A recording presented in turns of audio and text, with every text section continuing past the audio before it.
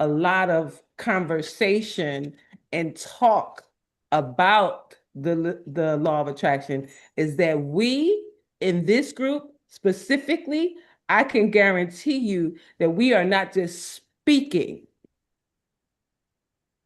we are living the law of attraction. We are living the law of attraction every single day that we wake up. We're not just talking about, oh, watch your thoughts, watch your words. So, yeah, we're not just talking, we are living the law of attraction. When we speak the words do not return to our mouth undone.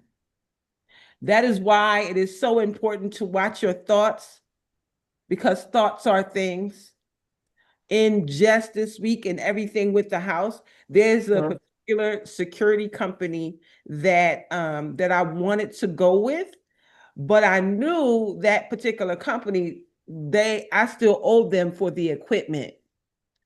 And I kept saying, I'm gonna give it to him, I'm gonna give it to him, I'm gonna give it to him. And I end up packing the equipment away and I never gave it to him. So they gave me a big old bill, like $1,000 or something like that. And so I'm like, man, but they were the best ones there. I really like this company.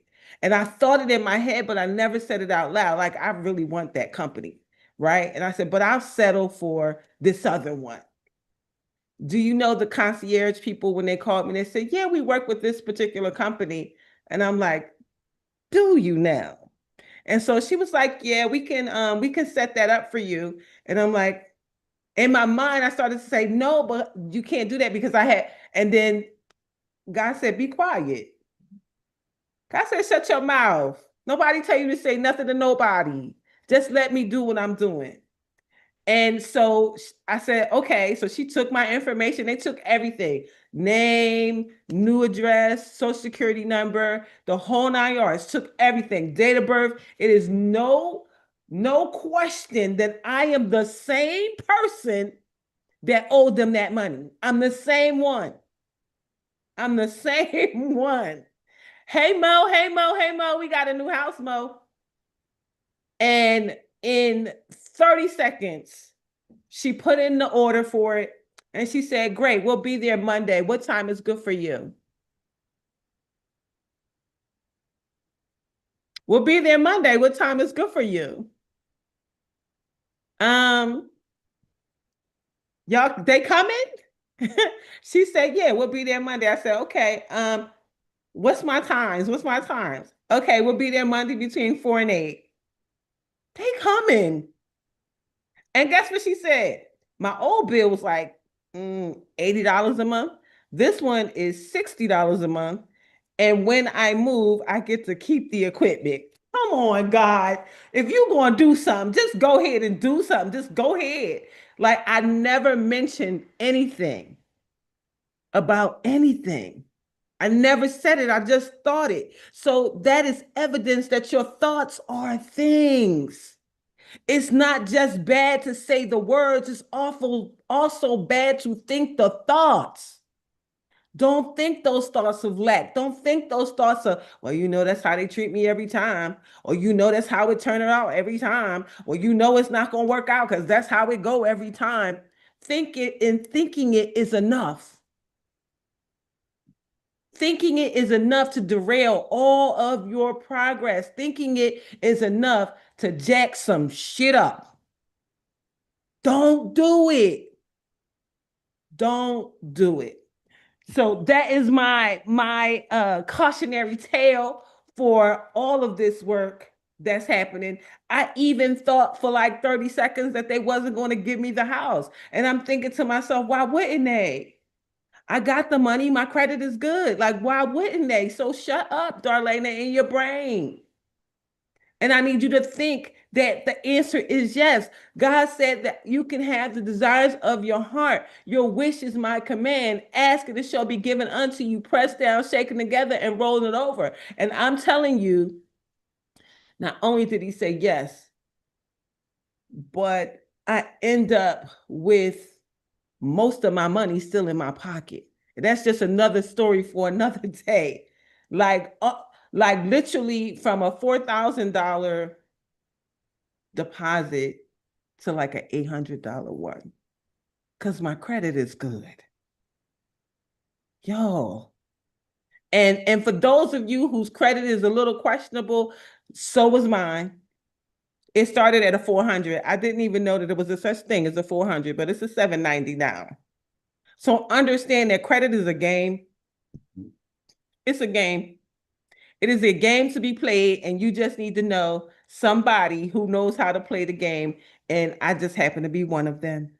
And so is Tori. So is Tori. So is Tori. Tori does it for a living, not me. I just know some stuff.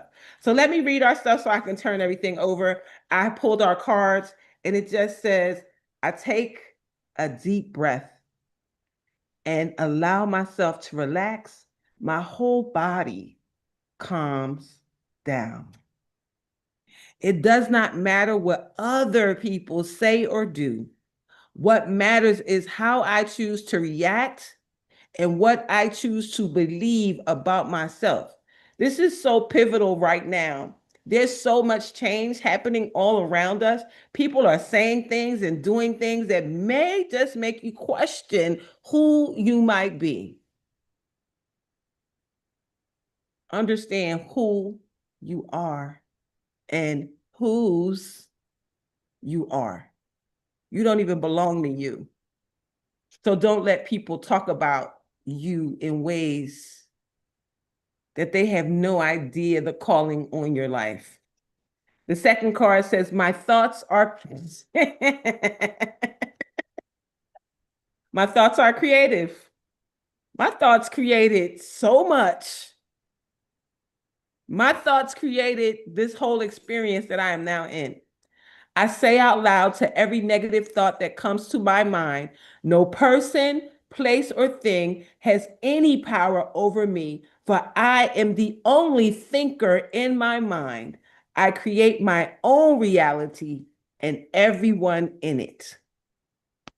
Some of y'all just got to let some folk go. Some of us, let me not be outside of the thing.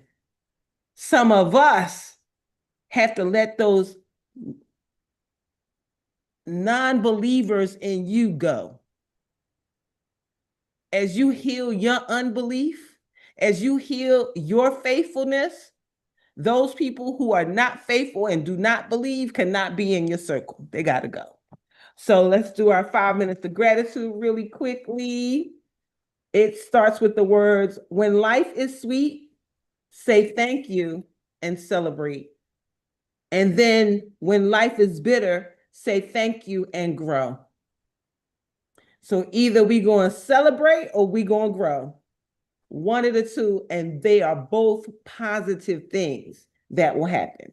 Fill in the 4 blanks, a skill I have that benefits me in an important way. One simple pleasure I value. The best part of today. An unforgettable memory I treasure. Oh, thinking of unforgettable treasures. How can I do it? How can I do it? How can I do it? Hey, Queen Mother, never been afraid of walking away from that which no longer serves you. Yes, we don't got time for that. Oh my God. Oh my God. Hold on. Let me see if I can do this real quick. Hold on, hold on. Oh my goodness. Oh my goodness. Wait, wait, wait. Wait, wait, wait, wait, wait, wait. Where do I want it? AirDrop. Let's see.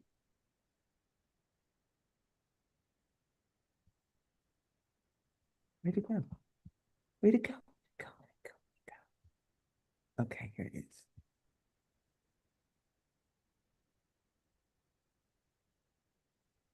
Okay. Y'all gonna laugh at this. Hold on, hold on. Share my screen real quick. Share my screen real quick. Hold on, hold on. This says an unforgettable memory I treasure.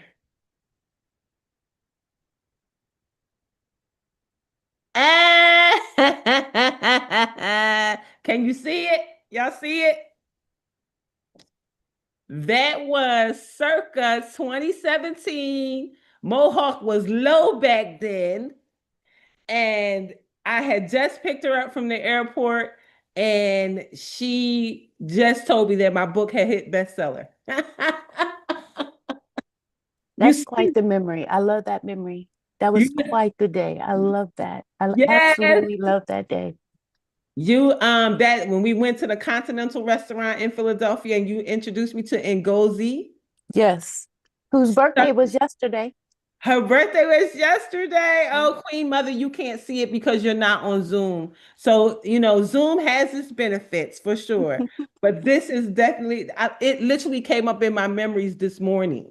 Oh, wow. I And I love that. said, how wonderful is that? So yeah, that's a memory I treasure. That smile is everything. Yes, it is. Yes, it is, Nona Carey. I think that smile is definitely curated. Because sometimes we don't smile big enough. We smile just a Yeah, little right. bit. But yeah, when you start smiling with your whole mouth, you don't care about nothing to nobody. I can tell you that. It says doors of opportunity are all around me today, just waiting to be open. Doors of opportunity are all around me, just waiting to be open. And in our deep breath of life, daily inspiration for heart-centered living, because we are people living from our heart. It starts with words light on the shadow for November the Oh, wait. This is the 21st. Today is the 21st. Oh, I like the words of the 21st better already. Divine alchemy. Divine alchemy. Divine alchemy also reminds me of the words when I heard somebody say, metabolize the pain. Metabolize the pain. That means get the energy from the pain. That means turn the pain into power, turn the pain into purpose. So divine alchemy means the same thing, alchemizing things that no longer serve you, turn them into the good things. It says in each holy relationship is the ability to communicate instead of separate reborn. A course in miracle. It is called A Deep Breath of Life Daily Inspiration for Heart Centered Living by Alan Cohen. It says, I'm fascinated slow down. My mind is moving so fast, I cannot keep up with it this morning. So please, I am so happy to turn the call over in a few minutes because my mind is gone. My mind is so in so many places. So please forgive my jumble because I am, yes, on 1,000 right now. Breathe. And And no coffee. and no coffee. All I had was water. It says, let me read the quote over. It says, in each holy relationship is the ability to communicate instead of separate reborn. That comes from A Course in Miracles. It says, I am fascinated by the explosive development of the internet. Remember, this book was written in 1995. One of the most exciting and profound evolutionary leaps in history. Now, anyone with a computer and phone line can communicate. Now, it ain't even no computer and phone line no more. Phone line can communicate with any other like person on the planet instantly and almost for free. A vast library of knowledge is available at the touch of a finger. Significantly, no institution or government can restrict or inhibit this communication. I asked a computer expert, is there some central office for the internet? If someone pulled out the plug in St. Louis, would the whole system fall apart? Nope, she answered. And that's the beauty of the net. If any one nexus go down, any communication will find its way through another path. The net has a life of its own beyond the control of any person or organization. It is as if the planet has grown its own electronic nervous system.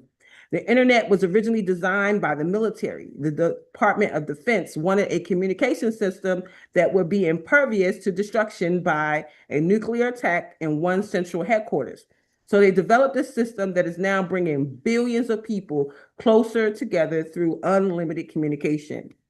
The way we keep prejudice, ignorance, and fear alive is by not looking at our enemies.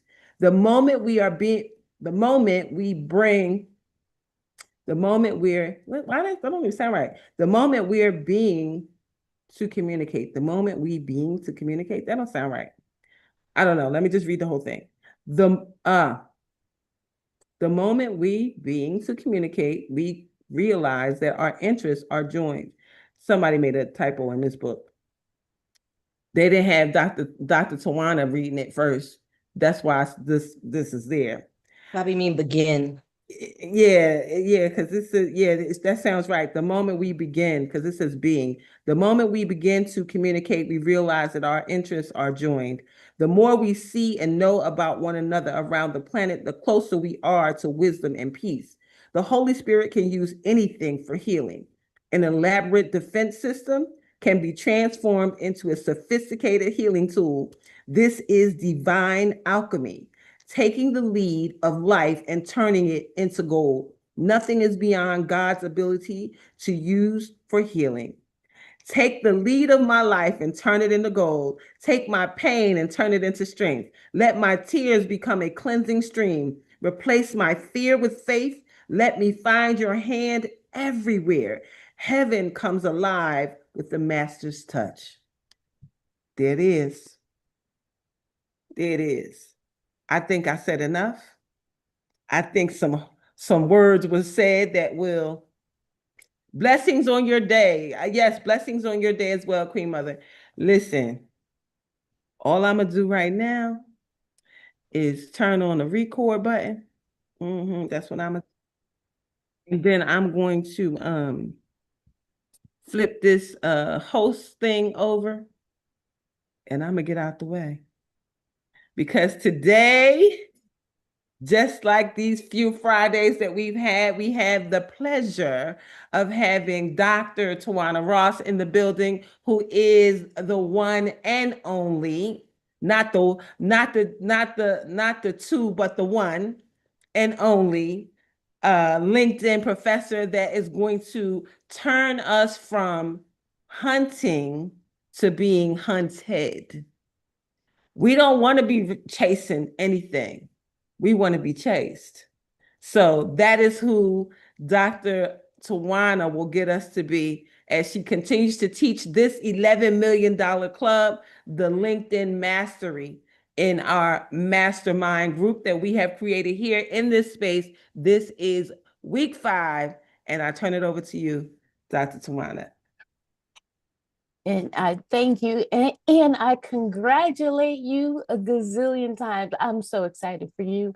I really am. I think this is a perfect example for people to see why I love getting to do what I get to do. I saw you at the beginning. I saw you when these things were just an idea. We brainstorm. Like we literally brainstormed shit years ago. Yes. And I just got to watch you all these years do what you do. Yes. To Yes. your highest ability. Yes. Yes. And it's not lost on me the amount of faith you've had to have all these years. Yes. To go from literally a brainstorming session, literally, to this. To this. To this. To this. I'm so proud of you. I'm so proud of you. I will continue to be your biggest fan because watching you grow is such a reward. It is such a reward to be me. This is my life. Can I share some with y'all in the spirit of celebrating and growing before we jump into the message? Please. Yes, please. Because I'm with you. If you're on 1,000, I'm at 999 today. I have not had coffee either. And I had to go through a serious meditation ritual this morning because I was hyperventilating, like seriously, so much joy and excitement, could not contain myself. I had to calm myself down before I could log in today. Yes. I just have to share this with you though. And then I'm gonna teach it. Let me show it to you. As a matter of fact, I'm gonna tell you, and then I'm gonna teach it to you. I'm gonna show you exactly what I did. Today is Friday. Yes. I was tipped off on Wednesday evening that my former employer, Verizon, was laying off 20,000 people. Now, I feel I was late. I didn't find out till Wednesday night. Come to find out yesterday when I met with my team to tell them this, because when I hear shit like this, it means all hands on deck. We about to do some damage, okay? And that's what happened. I shared it with my team, and somebody on my team was like, well, we knew about this 3 weeks ago. I was like, what? How you know about this 3 weeks ago? You ain't tell me, okay? But no problem. We spent all day yesterday. And when I tell you folks, the law of attraction is real. The ideas, the thoughts you have do come to pass. They do. It may not be on your schedule, but everything you ask for, everything you think about, all the things come to pass. Yesterday, once it was announced publicly,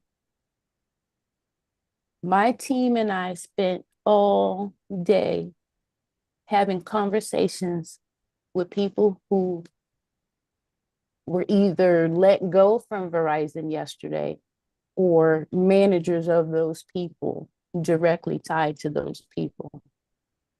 And the end result, after all day of these phone calls and messages to people in their inboxes to get them on the phone, we had the single best day of sales yesterday. One day.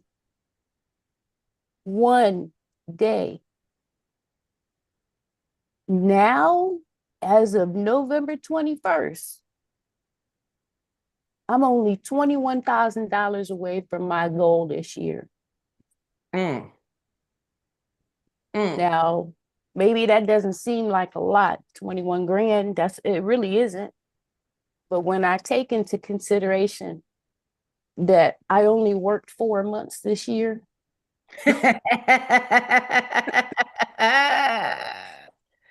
like seriously, when I was telling people I was semi-retired, I was for real. I was semi-retired. I wasn't lifting a finger doing shit. So 4 months this year is what I worked. And in one day, yesterday, we crushed it. All because of LinkedIn. So let me tell you what I did. I'm gonna show you what I did. You can see my screen, right? Yes. I'm gonna show you what we did. And this is so simple, y'all. When I tell you this is so simple, like if you don't do this for yourself, when you're staring your quota in the face and you're like, how the hell am I gonna make this quota? You're gonna do this. We literally, you see, I clicked right here to pull up my network. Okay.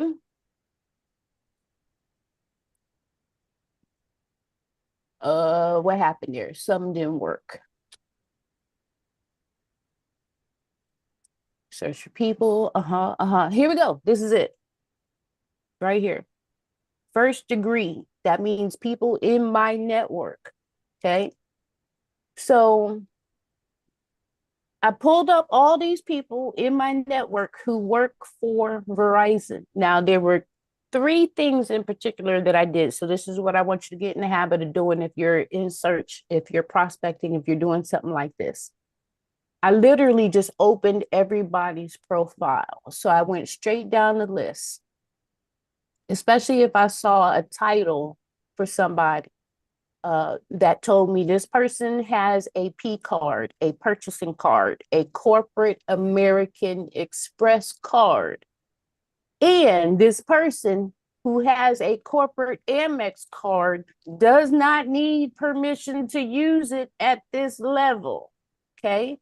So I simply went through and literally opened everybody's profile. We did this all day. So gazillion tabs. I would keep each one open until we finished the page. So we go all the way down to the bottom of the page. By the time, before we go to page 2, we close out all the tabs of the people we just opened. But before we close out the tabs, this is step 2. Okay. Pull up a person Most of these people, I'd say about 70% of them, I haven't had a conversation with in the last 6 months to a year or more. Okay. And step two was about finding out when was the last time we had a conversation, because this is important in the context of the conversation we're about to have. Okay. So step two was, while I'm in the person's profile, I click on message so that I can see when was the last time we had a conversation. Why does that matter? Because if I haven't talked to Andrew Campbell since 2016, then my step three, my message to Andrew cannot be, hey dude, did you make it through the layoffs today? I can't say that to Andrew because I haven't had a conversation with Andrew since 2016. It would be rude for me to drop in his inbox with some foolishness. Okay. But that's why step two was so important before you get to step three. Step three was, depending on who I'm looking at, I'm either going to send them a direct message here on LinkedIn, or I'm going to go right down here to their activity. And what I saw all day yesterday, all day, let me see if I can show it to you without changing. Here it was right here. This is what I saw all day yesterday.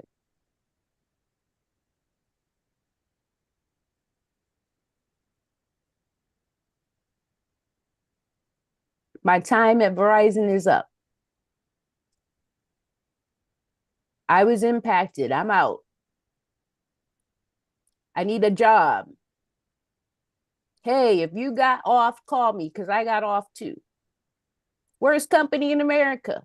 Post after post after post of people who are now looking for a job because they got let go.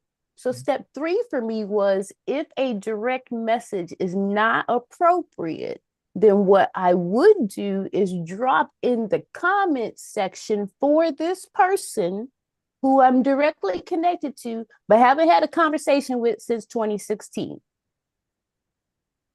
You just saw step 1, 2, and 3. The result of doing that was the fact that I was in conversation mode all day yesterday.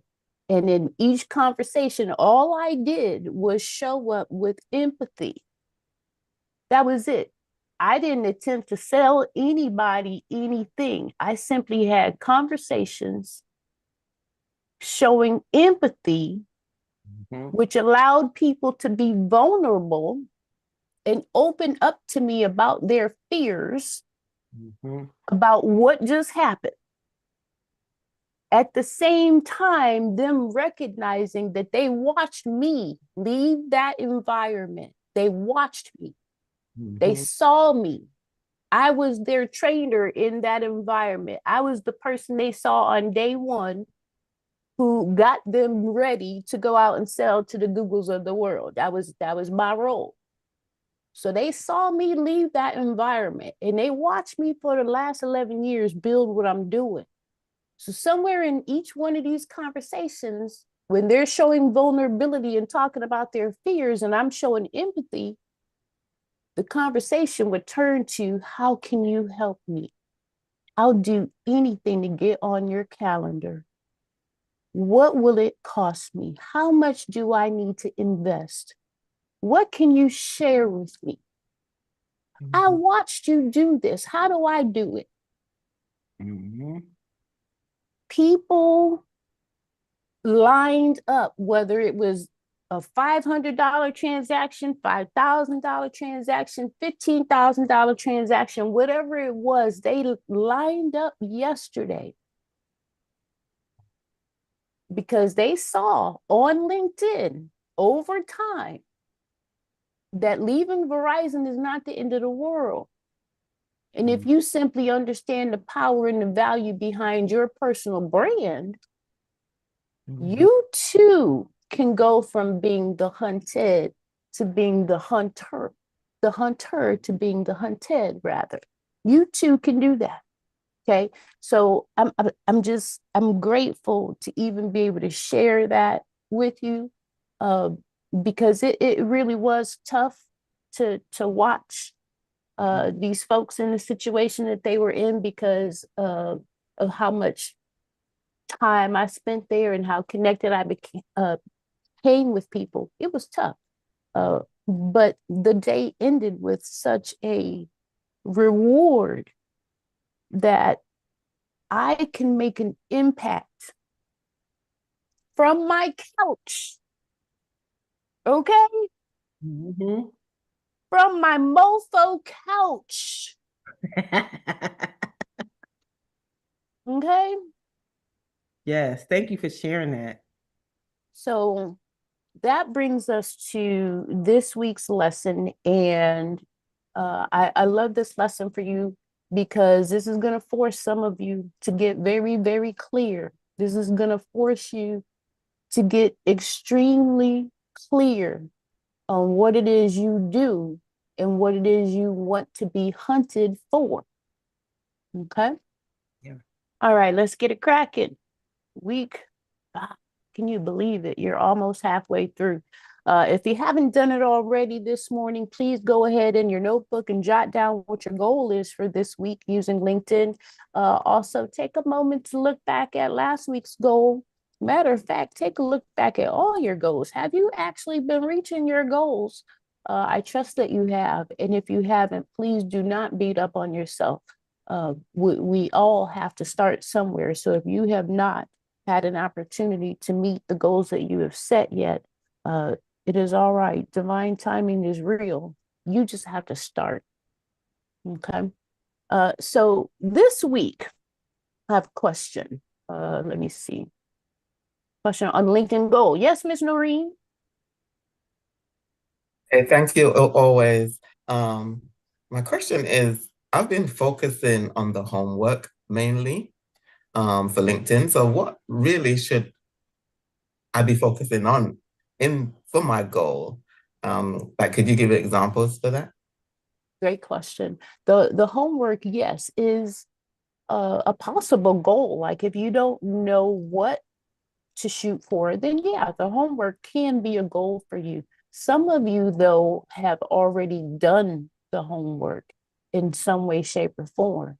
So the homework in and of itself may not be an appropriate goal for you because you may have already achieved it. You might find that an appropriate goal is simply using the tool more often. You might find the goal for you is you're going to reach out to X number of people over the next week and start a conversation.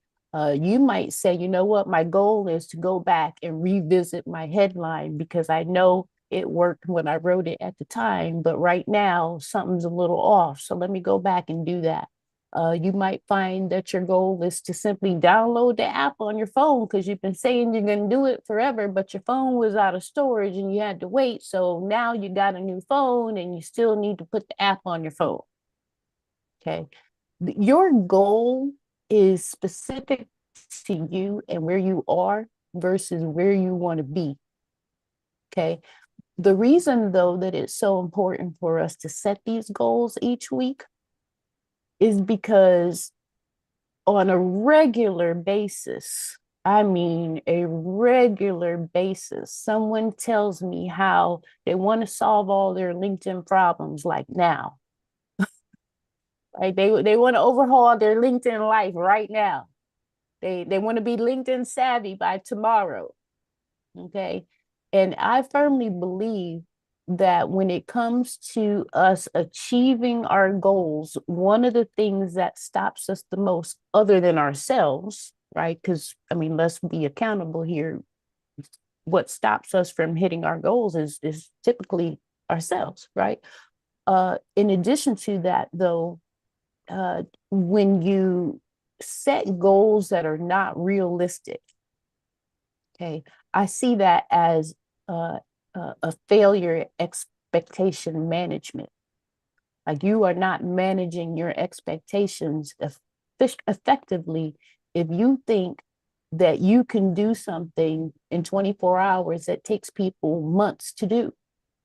That's not a fair assessment of your bandwidth. It's just not. So by giving you time each week to set a goal, I'm hoping that you're looking at the micro goals that need to be met in order to hit the macro goal, right? So that you're not putting so much weight on you from week to week that you're looking to solve all your LinkedIn problems. What will happen is you'll get overwhelmed and discouraged and you'll say, fuck LinkedIn. Okay. And that's the last thing. That's the last thing that should ever occur, because if you're going to walk away from any platform, it should not be LinkedIn. The one platform, all of you, no matter what it is you do for a living, the one platform that all of you should invest time in is LinkedIn. So I want you to set these goals so that you've got realistic expectations according to your bandwidth around what you can do right now this week to go from where you are to where you want to be. Okay. I hope that answers your question, Miss Noreen. She's nodding yes. All right. Great question. Thank you. Great question. Thank you. Hmm. All right. So that brings me back here for the lesson this week. I love this lesson for you. So excited. We're going to be working on this for the next 2 weeks. So get ready. Okay. You are about to be knee deep in content creation, folks. This next 2 weeks is all about content creation. What content, though? This is the experience section that you're about to tackle.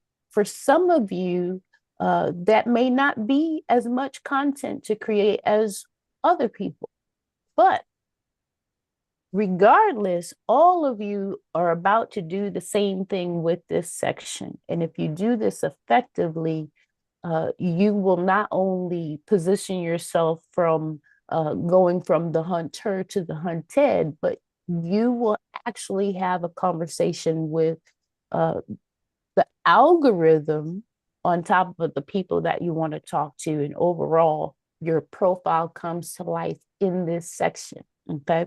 So the first thing all of you are about to do is tell your story times X number of hats that you wear. Okay, let me hold on to this one for a moment. You're telling your story. What does that mean? You remember a few weeks ago when you were writing the content for your about section. And in the about section, you told the story of you. Who are you? Okay. Your content was first person language. It was your personality. It was all about you. Okay. The same thing is true here. The shift, though, is that you're not telling the story of you in this section. You're telling the story behind each of the hats that you wear. Okay, so on this item of telling your story, one of the first things that you've got to do, and by the way, everything that you're creating for this section, I highly suggest that you do this in a Word document. You do not want to create this content on your actual profile. Do all of your editing in the Word document, okay? So 2 things here for your notes. Number 1, each story that you're about to tell for the hats that you wear, and I'll come back to that in a second. Each story, you've got 2,600 characters worth of real estate. Okay, now in a few slides, I'll show you what that actually looks like, and then we're going to jump into LinkedIn so you can see it live. 2,600 characters worth of content for each story. That is a significant amount of content. You'll see in a moment, but I want you to put it in your notes, 2,600 characters. And I encourage you to use as much of that as possible. So if we scroll to your experience section and we see something like keynote speaker as an example, and you've got 2 paragraphs under that, you have failed the assignment. Okay, you have failed the assignment. I want you to use as much of that 2,600 characters as possible. Now, the hats that you wear. telling your story for the hats that you wear. Thank you, Miss Leslie. Hey, Miss Leslie. Never seen as much engagement on social media than on LinkedIn. I'm telling y'all. I'm telling y'all. And not only is it more engagement, it's a different type of engagement. It's the kind of engagement that leads to actual conversions, actual revenue, folks. Y'all don't hear me. These hats that you wear for telling your story, your first step is to actually identify, like write this in your notes somewhere, but actually identify what hats are you even presenting? Which roles are you actually going to create content for? Meaning some of us wear a lot of hats. Okay, we do a lot of things as business owners, entrepreneurs, leaders in our community, whatever it is. Some of us wear a lot of hats. Okay, however, I want you to make this list so that you can prioritize which hats you're actually going to tell the story for. And from a numbers perspective, once you get to 4 hats, you're probably going to tap out, burn out from writing content. Anything more than that, you're probably going to say, you know what? I know that I do this Etsy thing on the side, but I don't really need to develop a story to talk about my Etsy life. People don't really care about that, but they will hire me for this.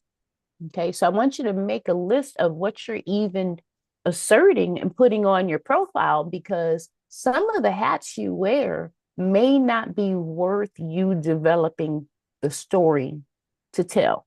Okay, now still on the hats that you wear, when you're identifying what it is you want to be known for, paid for, prioritizing your list will help you, because some of you will create narratives that connect, meaning some of you may have 3 or 4 hats that you wear. You might be a coach, you might be a speaker, you might be an author. Okay, if those are your 3 roles, the hats that you wear, and you want to create the storyline for all 3, you might be so creative that you can connect all 3 for a running storyline. You might be that creative, okay? But you've got to identify the actual order first. You got to identify which roles are you even talking about first to create the order and then to create the storyline. But ultimately, I want you to focus on the things that you want to be paid for, the things that you want to be hired for, the things that show your value. For most of you, that'll be things like you as a business owner, you as a board member, you as a licensed practitioner, a coach, all the things that you can send an invoice for. Okay, you're going to develop the storyline for each, right? The next thing you're going to do in these storylines is talk directly to the people who will buy that thing. Meaning, some of us wear a lot of hats. The clients who subscribe to one hat could be a completely different audience who buys your stuff in a different hat. Okay, so each storyline has to talk specifically to that audience, right? Example, a couple of days ago, I was working on one of my clients redoing her page. And when we got to the section for her brand, I started that section with, hey, girl, hey. And then her intro that she does when she goes live. I can't tell you the intro because then you know who it is. But everybody knows when they see her, when she goes live or people see her post, she always starts with, hey, girl, hey. So we did that. I did that in creating her content for her brand message. It's got to be you showing up with your exact language and your exact message for that audience. Okay. And you got a different audience for the different hats that you wear. So this is a different message for each hat. Okay. You say that too, Mr. Ruby. Me too. It's a habit now. And then the last thing, somewhere in your, not somewhere, within your content, within your storyline, at the end of that story, you want your reader to take action. You want the member of that audience to have read that section that starts out with, hey, girl, hey. And they're like, oh, she's talking to me. Hey, girl, hey. Right? They read the whole section and they got to the end, and it was so obvious for them to take action. Okay. So those three things, you're telling your story for each individual hat that you wear. You're talking directly to the people in that demographic, that specific demographic. You're talking only to those people. And that, let me give you one other example, because this might be a little confusing for folks when talking specifically to an audience. If you are a speaker, right, your speaker section might start off with, hey, event planners. Okay. That's a completely different conversation that you would have than the people in your hey girl, hey audience.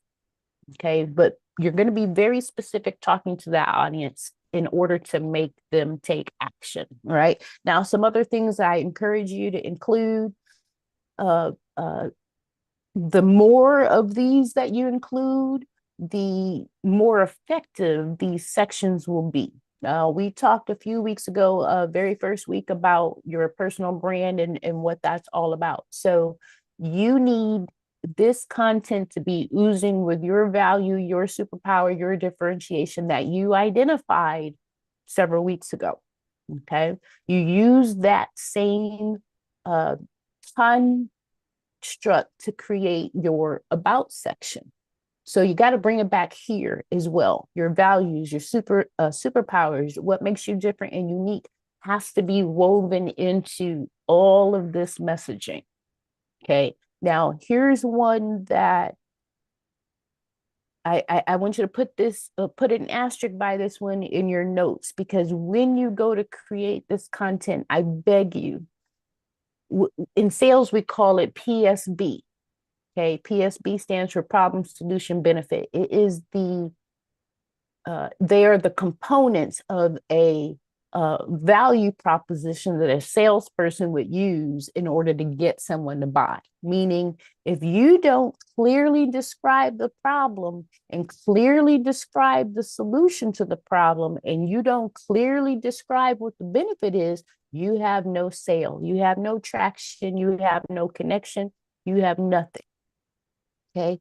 So all of this content that you're about to create for each individual hat that you wear has got to be clear on what it is you do, who you're doing it for, and ultimately why we should care. That's going to be the problem that you solve, the solution that you bring to the table, and ultimately the result, the benefit.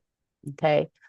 So if you are a speaker, again, I'll use that as an example, and you're creating content directly to event planners, then the problem that you might start off identifying is the fact that as an event planner, you're probably tired of being blamed for hiring speakers that did not move the audience at all. If that's a problem for you and you're tired of being blamed for that, then the solution is right here, right? The solution is working with the speaker who does A, B, and C for you, and ultimately guarantees or ensures that your audience walks away with 1, 2, and 3.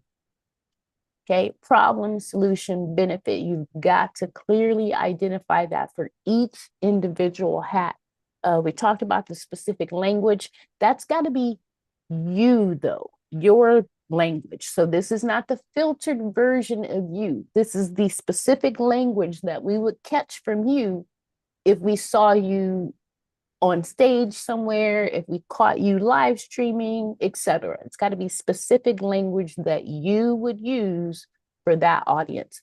Now, the next one, my coach tells us all the time, create content, because 2,600 characters is a lot. Create content that is sound bites of the overall message. Sound bites, meaning short paragraphs. Okay. Instead of like long paragraphs that nobody's going to read, give us short quips that still give us the message, but it's easier for the reader to digest when it's created in sound bites. Not to mention, you're going to need those sound bites further down the line in marketing your brand. I love the use of bullet points and emojis. Every single time that I create someone's profile for them, I always use emojis, even if the person is not into emojis. The emojis are not for you. The emojis and the bullet points are for the reader. Okay. The emojis are not for you. So if you don't like emojis, so what? The readers appreciate when you break your shit up. Okay. So bullet points, emojis can help do that, right? Receipts. Now, some folks leave the receipts or rely on the recommendation section of your profile. Understand people can give you a recommendation on your profile. That's great. Love it. However, some of you don't ask for recommendations on your profile. So some of you don't have anything there. In lieu of that, or I should say, in addition to that section, receipts. If you're hanging out on social media on a regular basis, somewhere you have collected receipts. You have collected things that people said to you. And if you haven't, start with a hashtag receipts for yourself so that you can catalog the things that people say about you so that you can present them as receipts, right? When someone schedules a discovery session with me and they don't know me, they truly don't know me, and they ask about who I've worked with and what kinds of feedback have I received from people, I send them over to my Facebook page and I tell them, go to my Facebook page and do a search for hashtag receipts or hashtag the LinkedIn professor. If you do a search for the hashtag LinkedIn professor, you're going to see all my receipts. If you do a search for hashtag receipts, you're going to see what everybody said about me. Okay. So receipts, some of those one sentence statements that someone makes about you, Dr. Darlaina saved my life. That is content to add to your experience section for the individual hats that you wear. And then we talked about your call to action, but I cannot say this enough. I want to highlight a relevant call to action. And by relevant, I mean, if you're creating a section for you as a speaker, your call to action should not be go to my website or download my book. Right? That's not a relevant call to action for the story you just told of you as a speaker. What would be relevant as a call to action is something like download my speaker sheet or my speaker kit and then include the bit.ly link. Okay. It won't be a link in the content, but the actual URL will appear. They can copy and paste. But the point is your call to action should be relevant to that hat that you wear, which also means by default that from the top of your page to the bottom, we, the reader, should see several different calls to action. Several. If we read your profile from the top to the bottom, we should walk away with several different calls to action.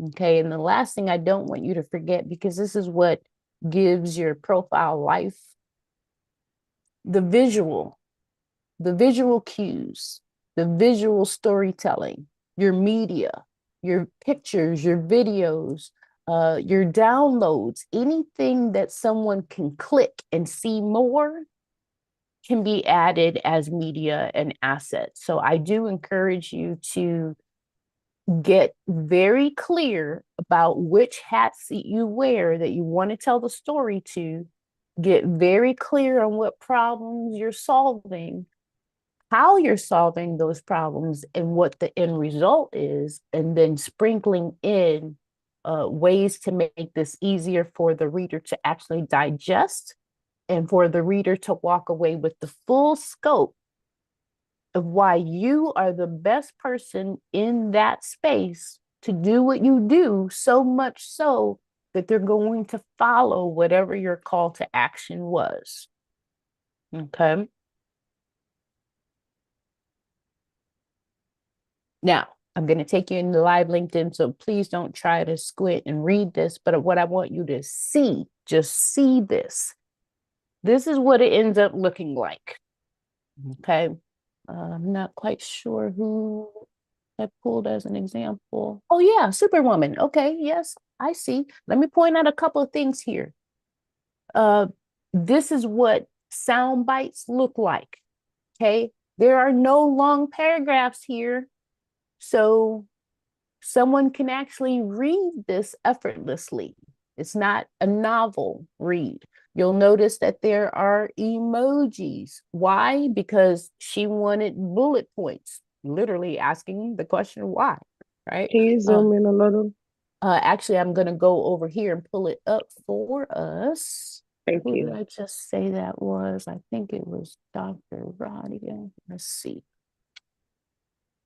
It says Superwoman. I think this is her. That picture is beautiful. Y'all, melanin is popping. You can't beat it. Here we go. Ah, yes. Okay. Now, short quips. First person, meaning she's telling the story, she's talking directly to you. Okay. What I want to call out here, though, is how she starts off. Right. And I got to show you another so you see what I mean. She starts off her speaker section with, I spent most of my life being a pretty private person, right? Starts off here completely different, right? Starts off here, where was it? Here, completely different, right? Different hats that you wear, different storylines that got you to that point, different skills that you're highlighting, different problems that you're solving, and ultimately there's a different call to action for each section. Okay, so back on this one that you saw earlier, same thing. Short sound bites, call to action, which is different from everything else. Okay. If you're a speaker and you don't already have your signature talks identified, call me, we'll work through that. But your signature talk should be listed if you're a speaker, right? All the things that someone would need to know about you wearing that hat, giving us some media to make it come alive so we can click on something and see what you're talking about, right? I don't know what I clicked on there, but it wasn't right, whatever it was. How do I get back? Just thinking about it. While that's going though, let me make sure I got everything. 2,600 characters. You're doing this in a Word document, individual hats. I believe that was everything for the experience section. Now, I did mention that you're going to be on this step for the next couple of weeks. Okay. What I mean by that is right now, some of you are ready to dive in and start writing. Some of you are back at the step where you need to identify which hats do you wear that you even want here. Okay. Wherever you are for this next week, I want you to do your best to get your first draft completed for the hats that you wear. Okay. Which of course requires you to identify which hats do you wear. And once you identify which hats you wear, you're ready to create the storylines And it probably, for most of you, will take you a couple of weeks to create all of this content, because as you saw, 2,600 characters is a lot of content.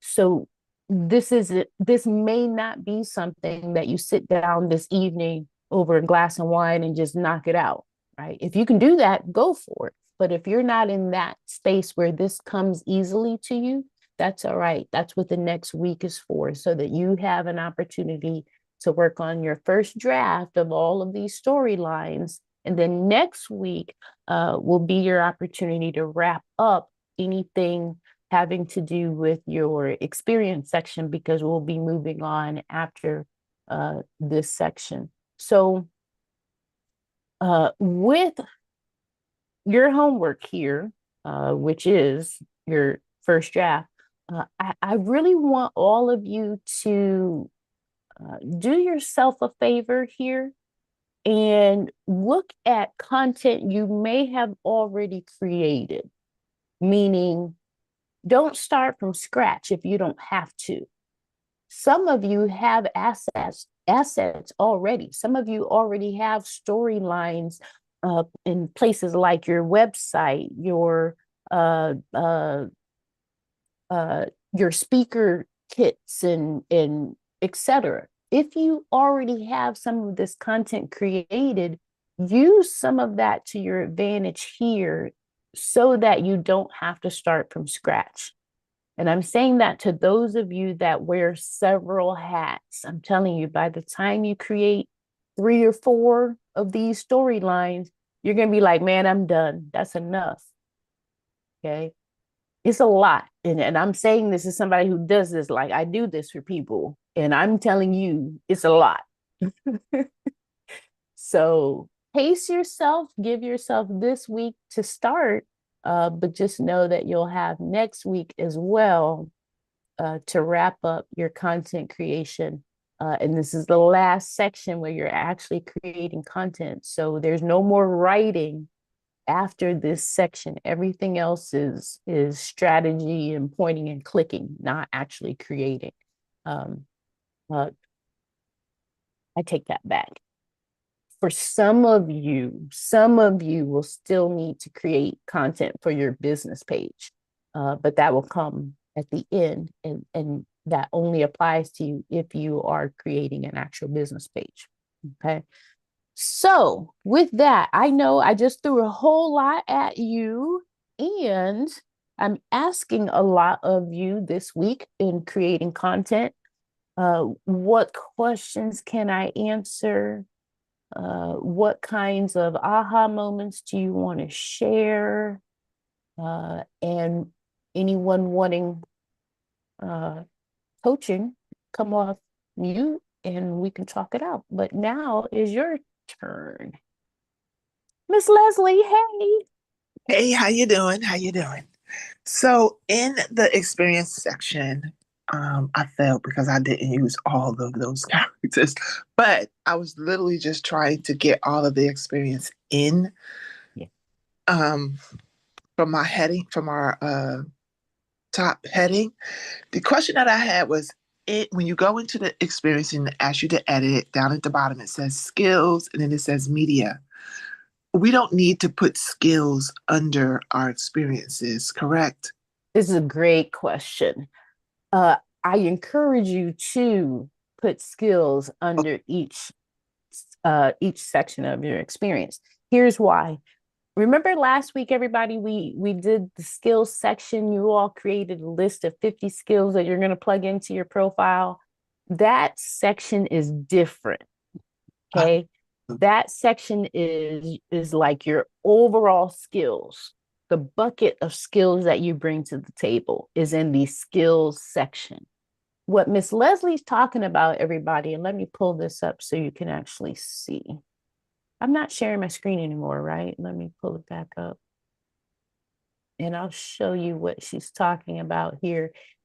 Each individual section role has a list of skills that you can add. Okay, so it's like taking the skills section, but making it apply to this specific hat that you wear. That's So okay. yeah, so Miss Leslie, I do encourage you to add skills to the individual experience section as well. Okay. Now, is it a showstopper if you don't do that? No. However, the win, and the reason it's worth taking the time to add these, the win is because LinkedIn will position you across its platform at certain times. So there could be an ideal client out there who's looking for a coach, as an example. And if you've got these skills listed for that individual section, then LinkedIn, when it compiles possible uh, people to connect with, it's pulling from this, Gotcha. not the skills section. So the other part was the media. Mhm. I'm thinking maybe 4 pictures of the under media, 3 or 4 pictures. How many pictures or how much media should be in each section? That's makes sense. Give it all to us. Give it all, Oh, okay. all. And the other part was when we do come under skills, the 50 skills that you asked us to do. That was so hilarious trying to do that. Mhm. And that was hard. So Because you had to come up with a variety of saying the same thing a different way, right? yes, yes. And also too, so what I did was I just went in and I listed the skills because I wasn't sure what to put into 50 in the description for 50 skills. Does that make sense? It does make sense. So let me see if I can pull it up to where you saw what you saw. Because when Just to, mhm. I want to make sure we're talking about the same thing. So let me just pull it up here in your skills. When you go to add it, you're saying you just plugged in the actual skill. So yeah, I have all the skills listed, and then when you click on the pencil for for like say this one says inspirational, no, it says experiential event design, right? When I click on the pencil, then it says tell us where you put this skill to use, and it'll list in your experiences, in your education, in your licensing certificates, or in your volunteer. Or so Th- this, just so that everyone's on the same page, what we were just talking about, the skills section versus the skills that are listed for the individual roles. This is how you get them listed for the individual roles. yeah. Okay, so notice right here, it says experience, right? But it shows you each title, each role that you have listed in the experience section. Okay, so what it's asking you to identify is what skills do you want listed under each role that we just saw a little while ago. Okay, Yeah, so if you're it's easier to do it from the 50 than to do it from just your experience. Because I think because if you have to answer it for each one, right? Or do you not? I think I see what you're saying. It's easier to do it here. I do agree with that. Well, it's technically the same, but I see your point. It's easier to do it here because you're here. You're looking at it already in the skills section. I see exactly your point. Yeah, It's here. It's easier. yeah, because if I list them, I should be using them. So that means I gotta place them under something. Correct. So that's like, okay, I'm gonna just do it from the skills section so it falls under my experience, and then I have to go into experience and go through each one of the 50 that. You're exactly right. You're right. Absolutely. And then the other part was how do you get how do you change those little tiles on the side of each of your like experiences. There's this little default um, tile that's on it, like a little favicon. It's like a little default one. Like all of that person's right there. There's a logo or something inside of them. A logo inside of them. So right where it says experience at the top, Uh-huh. there's that little square. Let me see. Yeah, that piece right there. The logo. How do you change that?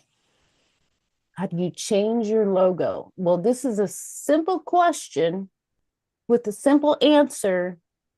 The simple answer is this is pulling from your business page. So the way you change your logo is by editing it on your actual business page. And we haven't gotten to that part yet. Exactly. Okay. Exactly. I could not. Okay. Because some of you don't have a business page yet. Right. Which is okay. And kind of give you a sneak peek. We talked about this a few weeks ago, but for some of you who want to have a business page, like if you know you want to create a business page, there are two things you're going to need.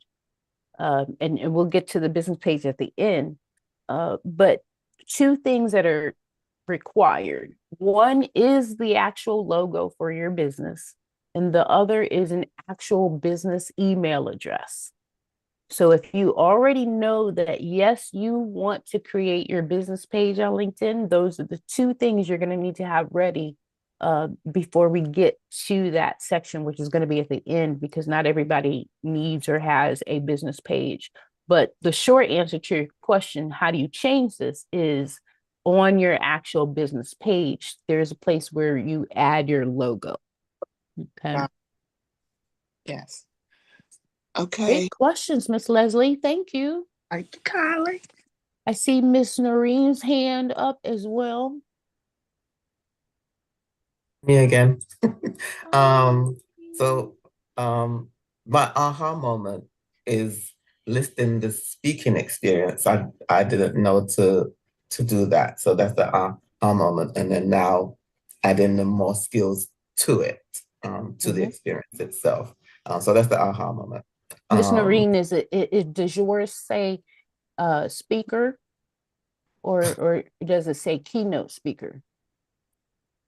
Speaker. Which one? Speaker. Oh, I have to change it. I know when you spoke it whenever last week, like, yes, keynote speaker. okay, thank you. I could have changed it already, actually. I just want you to have commas and zeros in your life. That's all. Oh, yeah, thank you. Me too. That's all. I mean, speaker is great and all, but like speaker and keynote speaker, that's commas and zeros right there. Yeah, I think I actually changed it in the header already, though. So, Good. so You I have to sure change did. I it in the remember rest of seeing it. that. You sure did. Yeah. And so I had a question on the 50 list, right? So so for me, I didn't even realize, right? So I'm so glad to be going through the LinkedIn training with you. So I actually already have 50 in there. Oh, So nice. so but I need to change a whole bunch of it because You it's had like 50, like all 50 individual skills. Different. Yeah. Okay. And Yeah. yeah. So some of it is pertain to my former job. So I'm Wow. gonna be changing it out, right? So my question is, how do you recommend I do that? Like scratch it all out and start from scratch, or just be editing it? Like, what's the best way to handle that? Yeah. I take two steps when I approach this, where someone's skills section is really steeped in their past. My first step is to remove all the things that had to do with their past. Just remove them. Okay. I also remove things like Word, Microsoft Office. Like, that's some bullshit. That's not a skill. I mean, come on, folks. We done had that for 30 years. Like, it's not a skill. So I take things like that out the mix. Look at Dr. Darlene. She cracking up at me. But it's true. Like, good and well, you see people's profiles every single day. They'll say Microsoft Word down there. Like, who don't know how to use Microsoft Word? That's not a skill. I mean, if you created it, then you're the inventor of it, but it's not a skill, you know? It's nothing to be proud of. So I take things like that out in order to make room for the real list. The real list is that breakdown that we talked about before that really focuses on that top 5 to 10 things that you want to be paid for, right? So that you've got that solid list to repeat things over and over, okay? But when you look at the fact that you had 50 individual skills already, and a lot of them, she's still cracking up at a lot of them were related to your past, that's going to free you up so much to put in the new relevant things that you want to be found for. All right. I hope I'm that laughing helps. because as you're saying this, Christopher is over there on Instagram. And first he said, I need commas and zeros.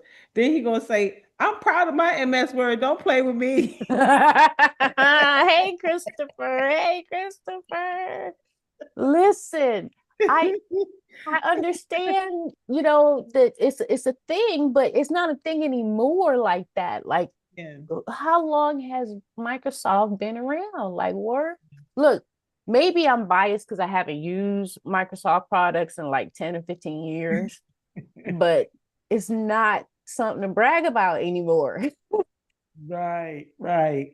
All When it right, who's this? came Miss out. Yvette. Here we go. Miss Yvette. Yes, I will pull it up right now. Okay, Yvette English. Let's do it. Thank you for that You're great so info. welcome. You're so welcome. Hey, Vanessa. All right. I bet you.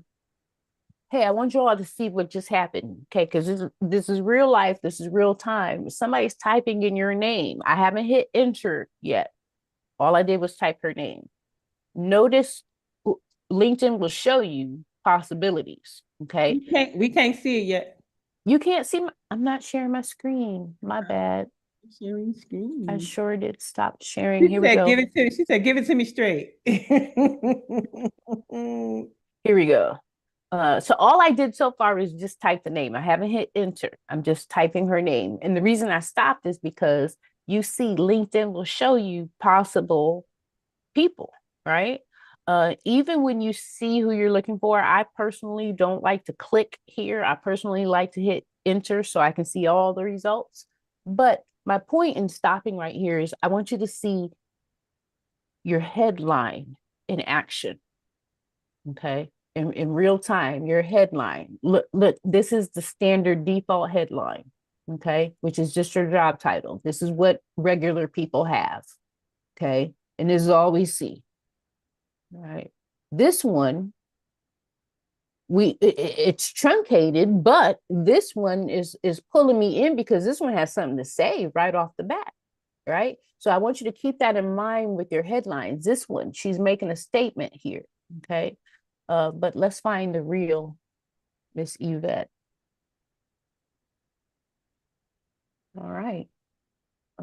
Miss Yvette, second, third. Let's see. Is one of these Miss Yvette the real Miss Yvette?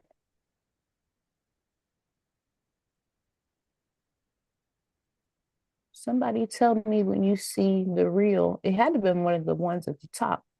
Let me show you one None of other them was thing that I'll hers. do. None of them was hers. So that means that you got to add an initial. You're going to have to add a title. You're going to have to do something because we can't be getting you lost. Is this her? No. That's not Miss Yvette? Mm-mm. What city does she live in? Philadelphia. Let's make this simple.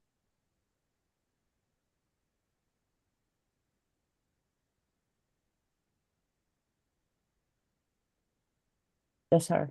There you go. Yeah. We got you, Miss Yvette. We We're gonna have to found you, add, Miss she's gonna have to Yvette. put Yvette English Philly John on that John. Well, no, not exactly. Here's why. LinkedIn will It was a joke though, but yeah. but somebody's gonna do that though.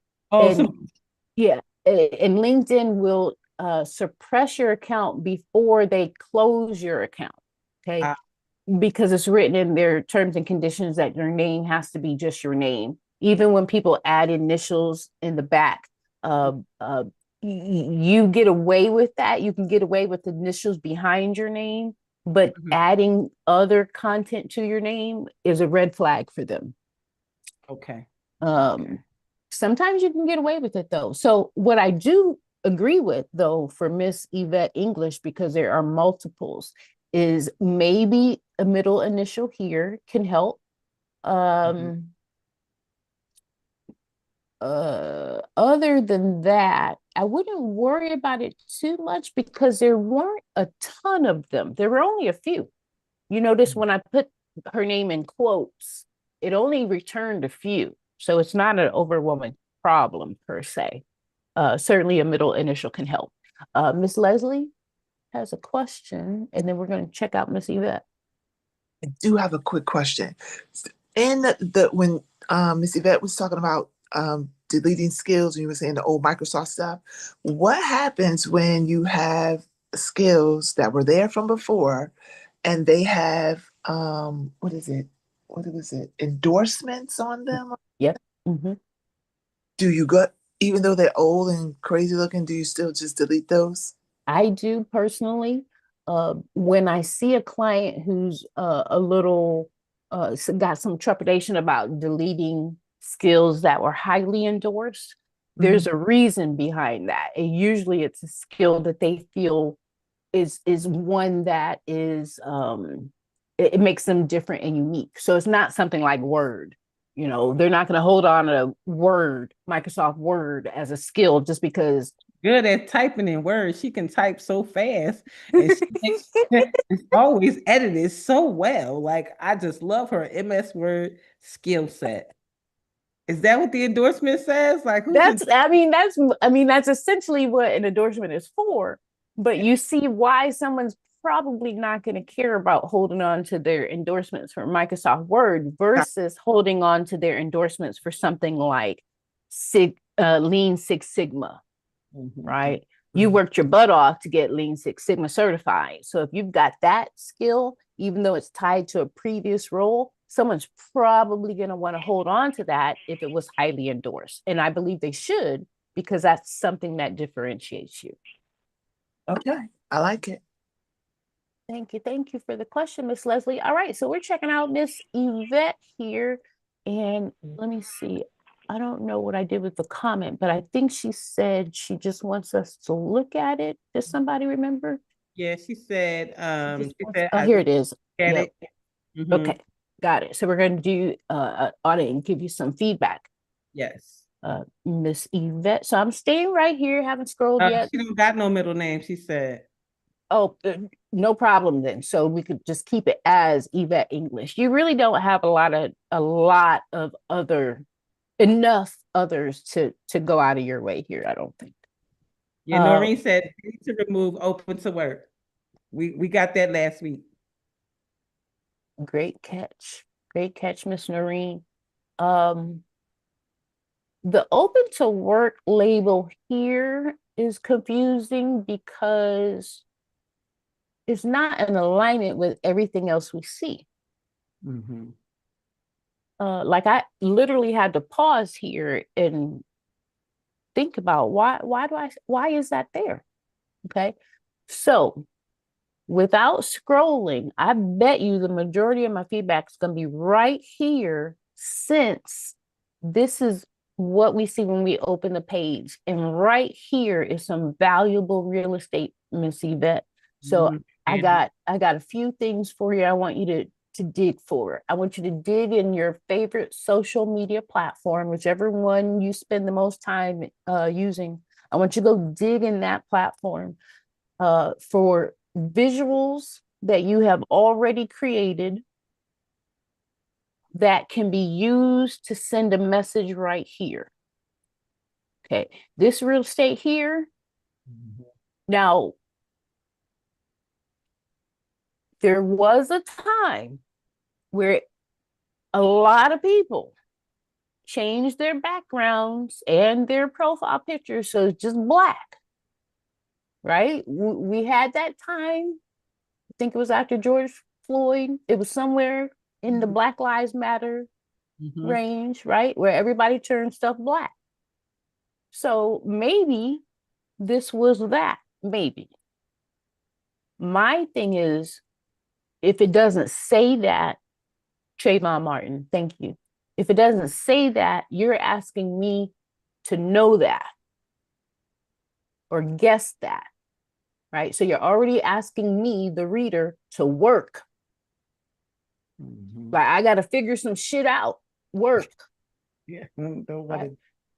Right? Versus you telling me right here, right? Put it in my face, tell me. You know, that class of people who has to tell you the evil they do before they do it. They tell you, they put it in your face first. That's what I want you to do right here. Put it in our face right here. What are you all about visually? Send us a message right there. Maybe you need text, maybe you don't. I bet you, though, if you comb through your favorite social media platform, you'll probably find something completely visual that gets the message across.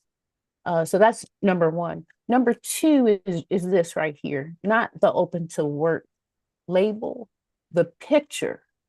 Because right now, Miss Yvette could be standing right next to me at Starbucks and I wouldn't know it's her. Why? Because I can't see her face. I don't know who that is. You know, my old self, when I opened the page, said, oh, that looks like Shaka Khan.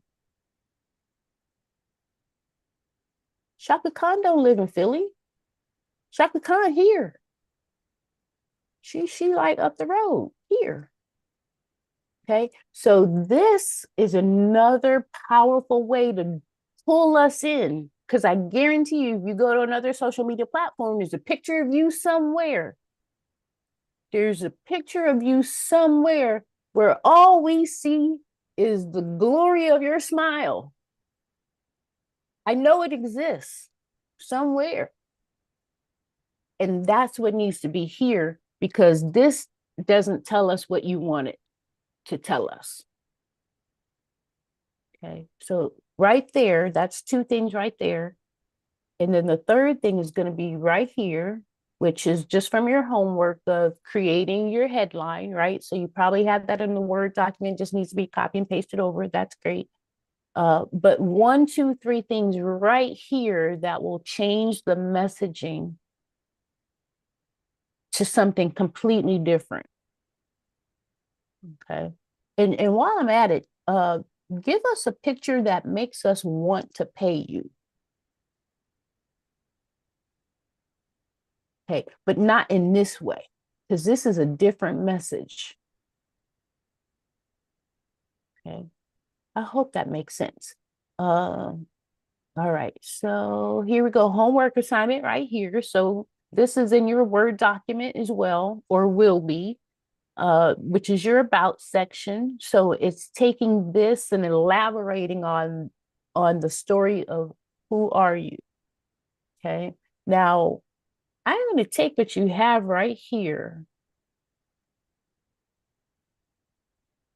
I'm going to take what you have right here, and I'm going to recommend that you move it.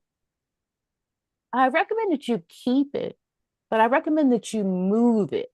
And here's what I mean. So this content is about the creative side of you, right? And how you use your creativity. I believe, though, that has something to do with you as a creative director. Why? Because look at this content right here. Down here, you tell us what your role is all about, what you're responsible for. A reader could easily make the connection between you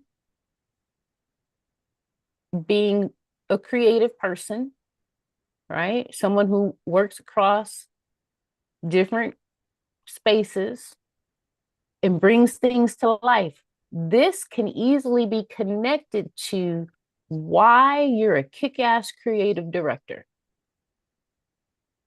So to me, the content that you have in your about section actually tells this story.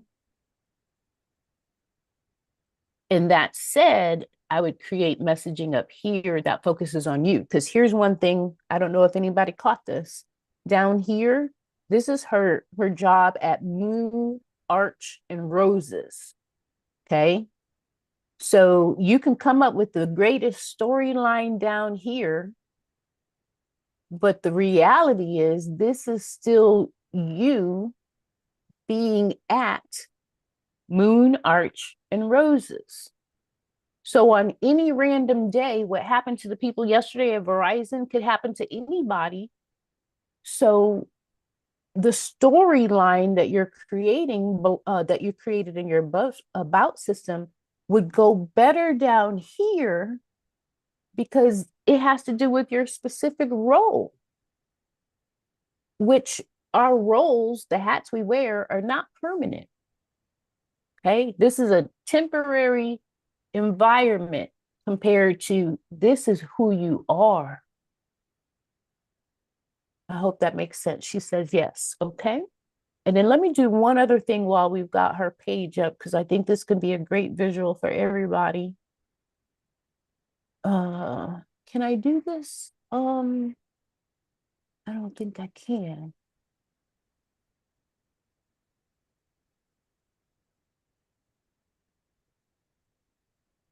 Nope, I can't. I don't want to jump too far ahead.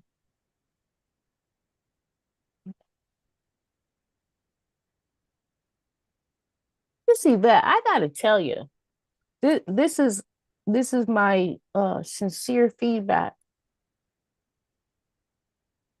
For where you are with this platform, or where it looks like you are using this platform, I gotta tell you, you're further along than most people who come to me at this point of their LinkedIn life. You're further along. You have made some great decisions already. And it appears that you're not even started yet. Let me tell you how I came to that conclusion. The things that we talked about, that we pointed out, these are things that most new users to the platform don't even know they can do, right? So when we log into someone's account and they're newer, like within the first couple of years of their LinkedIn life, they don't even know that they can customize everything, okay? What Miss Yvette has figured out, though, is that she can. So we just saw, she has come in here, she has already started playing around with her profile page, which I think is excellent. The best decision she's already made is that even though it appears that she's new on the platform, she says, I'm newer than new. Yes, it appears that she's new. The best decision she already made is that she signed up for LinkedIn Premium. Okay. That matters on so many levels. It matters on so many levels. People are judgmental. So no matter if they see nothing here, they see this. This offsets anything that we don't see.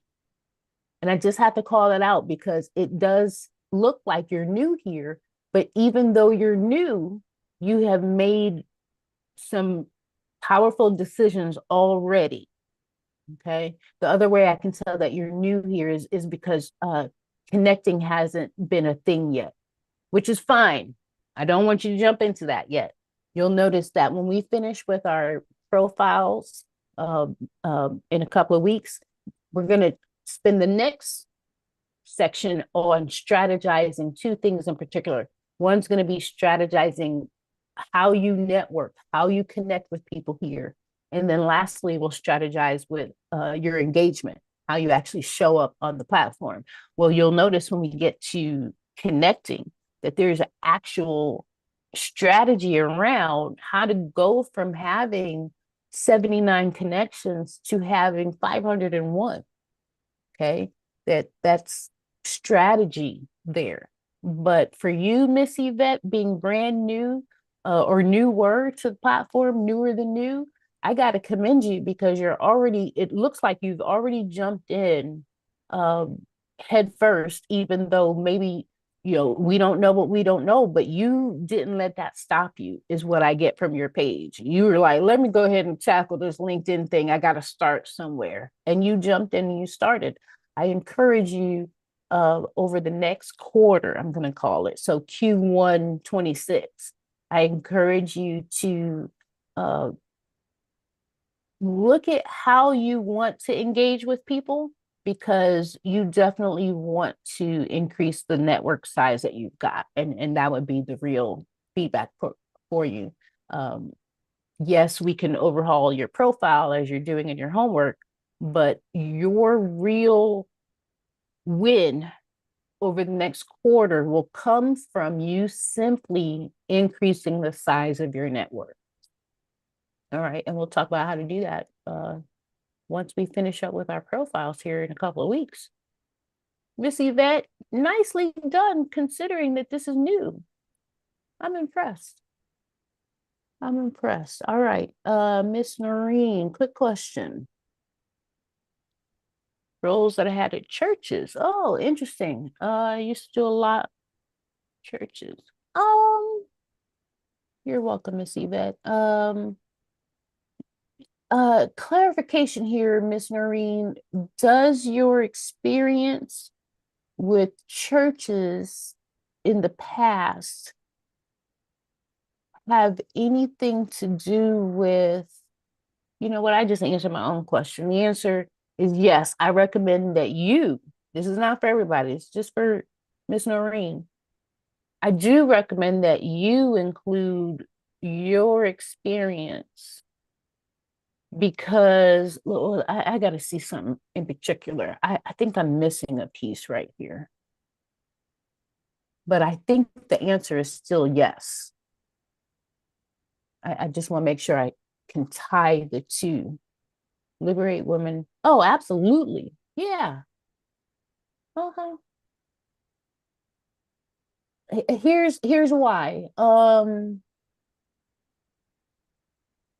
Yes. Yeah. Your experience from churches is relevant to what you do now. So I would say, yes, I would include it. The only reason I wouldn't, and I have to throw this out here because I don't know the circumstances, the only reason I wouldn't add your church experience is if you have grown apart from the church. If you have grown apart from the church, you did that for a reason. Let it go. I hope that makes sense. Yeah, makes great sense. Thank you for that. Yeah, because I have, yeah. Thank you. Yeah. I some tugged on me as I was answering, like, wait a second. You know good and well that if you departed for a reason, right? And in that case, then it makes sense to leave it out. You don't, you'd be inviting energy in, and you may not want that. Okay. Thanks for the question. Miss Nona Carey is here. Hey. Miss Nona Carey? Oh, I'm going through it this morning. So I don't know. This call's being recorded, I'm sure, but Dr. Darlaina Rose, is it across all platforms right now? Right now it's in everywhere, but you'll be able to see her screen and everything in YouTube. But I will also have the link to the Zoom recording as well. It don't matter. So, I be sounding like Barry White. It's so crazy. And at this point, it doesn't even matter if it's all on the recording. The reason why I'm saying that, because right now, you know what I'm supposed to be doing. I'm supposed to be logged in, and I physically can't. Like, I'm in tears. I need your help I need you. I need the emotional code. I need Dr. Tawana. I gotta get out of this space. I can't keep having these people control my every move, right? Like I have enough gifts and skills and tools and all those great things where I can rely on myself and God. I physically don't want to sit at the desk, and it hurts me right now that there's people that lost their job whenever Verizon, like I've been crying since then because it's not that I'm not grateful that I was given another, and I'm doing air quotes, job, another opportunity to feed myself, but I can't do it today. I can't. I want to get online, get on my computer, and figure out all I need to do on this LinkedIn because I can't do it. And then so if I miss today, that means I only have one more shot because I'm still technically in their training that I'm gonna lose my job. I don't wanna I don't want to keep relying on people to eat. I'm hurting. I need a way out. I need a way out. Like a zap because I'm losing it. I'm losing it. I can't I can't I can't do You it. got And to. I'm not. So I know if they know who I am, then they'll be like, oh, she online. I don't give a fuck. I can't do it. I cannot anymore. Are you trying to mess up my makeup, girl? I'm sorry, but I'm over it. I'm over making everybody else's dream come true, working for their dreams. Like I've been a worker since 14 when my mommy had to do a permit paper so I can legally work. I've worked hard for everybody else, and in the end, like Verizon, not saying that they didn't appreciate their people, but I got fired in May. I've been struggling since May, but what happened in May? I lost my job in May. I produced a whole series. You know what I mean? So now I'm just waiting to get that out. I'm waiting for the right music. That's all I'm waiting on. I got 2 episodes already edited, just waiting for the music. So I need to also list that. I never thought about being a speaker. When somebody hit me up the other day to ask me, would you mind come speaking about your experience with cancer and how you got through that? So now I was gonna put speaker. Then today, I remember her saying it the other day, but I thought she was talking to y'all. I said, no, she's talking to me. I gotta put keynote. Mm-hmm. So this is what I'm asking. Just I appreciate you, Dr. Tawana. Mm-hmm. I love Miss, you so much. I love you so much. I am I'm so thankful that you're here with this question today. My question for you, Miss Nona Carey, and for anyone in a similar situation, uh, at your job, wait a second, I can answer this question myself. Have you been there? I think you said April, right? So I So just started this one. I just started. When did I start, y'all? A month ago? A month, 2 months ago? I lost my job in May, and I just got on with this just company. started. Yeah. Okay, so my question won't really apply. And my question was going to be, do you work somewhere that gives you short-term disability as a benefit? I think they do once I'm out of training. Right now, I don't Right, think I get any of that. Like right now, exactly. I can't even use PTO time that I've somewhat accumulated because I'm Right. in and I'm doing these air quotes. Their training, and I'm in their training until January. So Mhm. anything can happen. I already have anxiety anyway, so I'm already stressed about what can happen. What can happen? I lost a niece in between this. They gave me an occurrence. I send you a whole obituary. Like, and So, you give me points for that. So that already made me feel some type of way. Like, huh? and this is the new This is the place. current job. As soon as This is I the started current the job, place. my niece passed away. Um, One other question, Miss Nona Carey, because my wheels are turning here. Aside from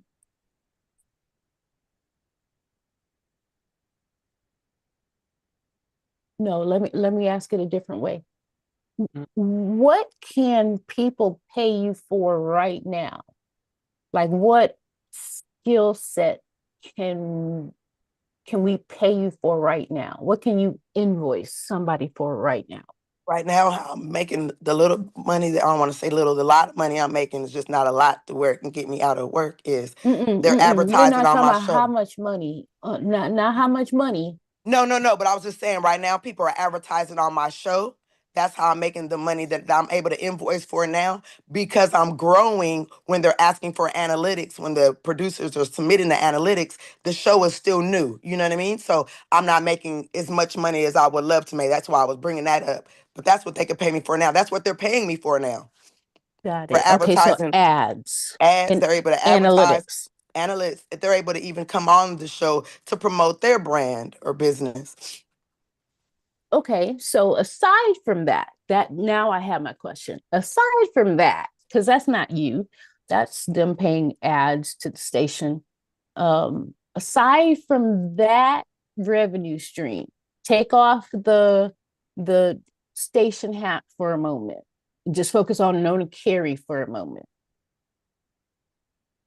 What can you charge us for right now that has nothing to do with the show or the station?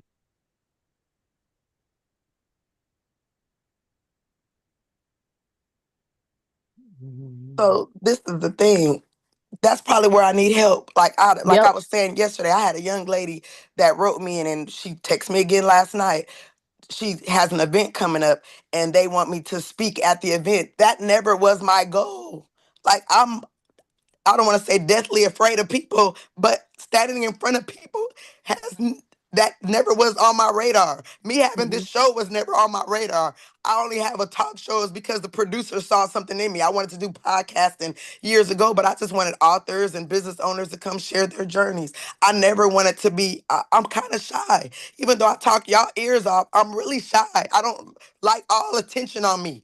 So thinking of me standing there and I'm flattered that your church or organization is willing to pay me. I never even thought of what price point Right, because I never thought of doing that.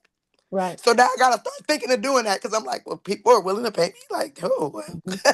you Yeah, know, man. and not only are they willing to pay you, they're willing to pay you well when they understand why having you at the event will produce results. Now, I want you to add something to your list, Ms. Nona Carey, because I think I just landed on the revenue stream that can change the game for you. And this is for everybody. Whether you decide to latch onto this or not, it still may be a temporary relief for you to produce revenue. Okay. So for everybody, for any of you who are not already wearing your coach hat, please add this to your framework. Okay. Now it's going to take me about 3 to 5 minutes to explain this, but here's why I say this, Miss Nona Carey, specifically for you, but really this is for everybody, anyone who's in a position where you're looking at your life and you're saying, I need some money to afford what I'm about to do. Okay. If you're looking at that situation and you say, I need some money in my account, I got these skills, what can I do with it? I'm telling you, if you put your coach hat on and you tell your audience there's a flash sale right now. What's the flash sale? The flash sale says you got 48 hours or whatever your timeline is, 7 days, 48 hours. I like a 48-hour one because we need the money now. Right. But you're going to do a flash sale. And what you're putting on sale is access to you. Okay. Access to you, meaning you are putting your coach hat on. And let me just solve a couple problems right off the bat. You putting your coach hat on is not about giving advice. This is for everybody. Coaching is not about giving it advice. It's an actual skill set. Like people get certified in it. It's a skill. Has nothing to do with giving advice. Now, if you're saying to yourself, okay, it's a skill, but I don't have that skill because I'm not certified, I still say, so what? Bullshit. Because guess what? It's 2025 and the coaching industry is not regulated yet. It's not.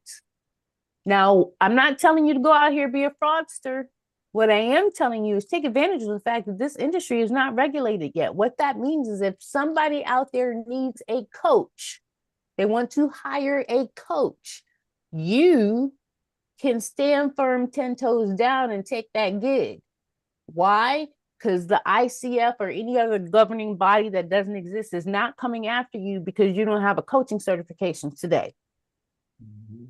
If the potential client chose you and you step into the role to coach them, that is completely legal today. And I highly, highly encourage all of you that if you're missing some revenue, incoming revenue, when you look at your business model, if you don't see all the revenue streams that you want to see, add coaching, because people will pay to have access to you. They don't care if it's a coach hat, a mentor hat, whatever hat you're going to wear. But if you put on the coach hat, then you've got a couple of opportunities for invoicing. You can send somebody an invoice for your time. Hey, you want to spend an hour with me? No problem. Here's the invoice. I got Or- an You got a what? idea. What's your idea? I am a certified coach. And what I could do for people who want to You can, girl. If that's not a quit, flex, I don't know what is. Girl. I can teach some quick coaching guidelines, some frameworks that people can use. All you Girl, I'm finna wait a minute. I'm in this doggone truck Y'all better stop, and I'm sign up. finna. You know what? Y'all My better ears like sign right up. here. Darlaina Rose, Y'all Dr. better sign Darlaina up. Rose. You better sign up, people. Girl, Listen. I Gives you ultimate credibility right there. You just move 15 oh Lord Jesus, program. oh If Jesus. you missed it, you missed it. But y'all better sign up for this Can opportunity. you all hear me? Dr. Mhm. Loretta, I'm in. Darlene, you got a whole cohort of students This right is now. truly divine alchemy. Okay, let's Right. just say what You you just just did. said it. This is You what just you said Did it. you started hear with. This Dr. is Loretta's divine in? alchemy. Right. Yeah, we can. You can literally certify all these folks. Yeah. Dr. Rose is about to Girl, metabolize the Are pain flowing. for you, Nona. She's about to metabolize the pain. We just started with that this morning. I wrote it down for a reason. Yeah, divine alchemy. that is Incredible. so unbelievable. Now, here's the thing, because I'm so glad you made that connection. You have the power to certify, right? That means Dr. Loretta's in. We got everybody. none of you can miss this opportunity. None of you have an excuse anymore. You can no longer say, well, I can't show up as a coach because I'm not certified. Nobody cares that you're not certified. Do you know how many coaches out here are not certified that y'all are paying $20,000 to? Yep. These folks ain't certified as shit. How do I know? Because a lot of them are my clients. And when I look at their bios, I'm like, hold on. Where's your piece of C? Your C, all the letters, where are they? I don't have them. What you mean you don't have them?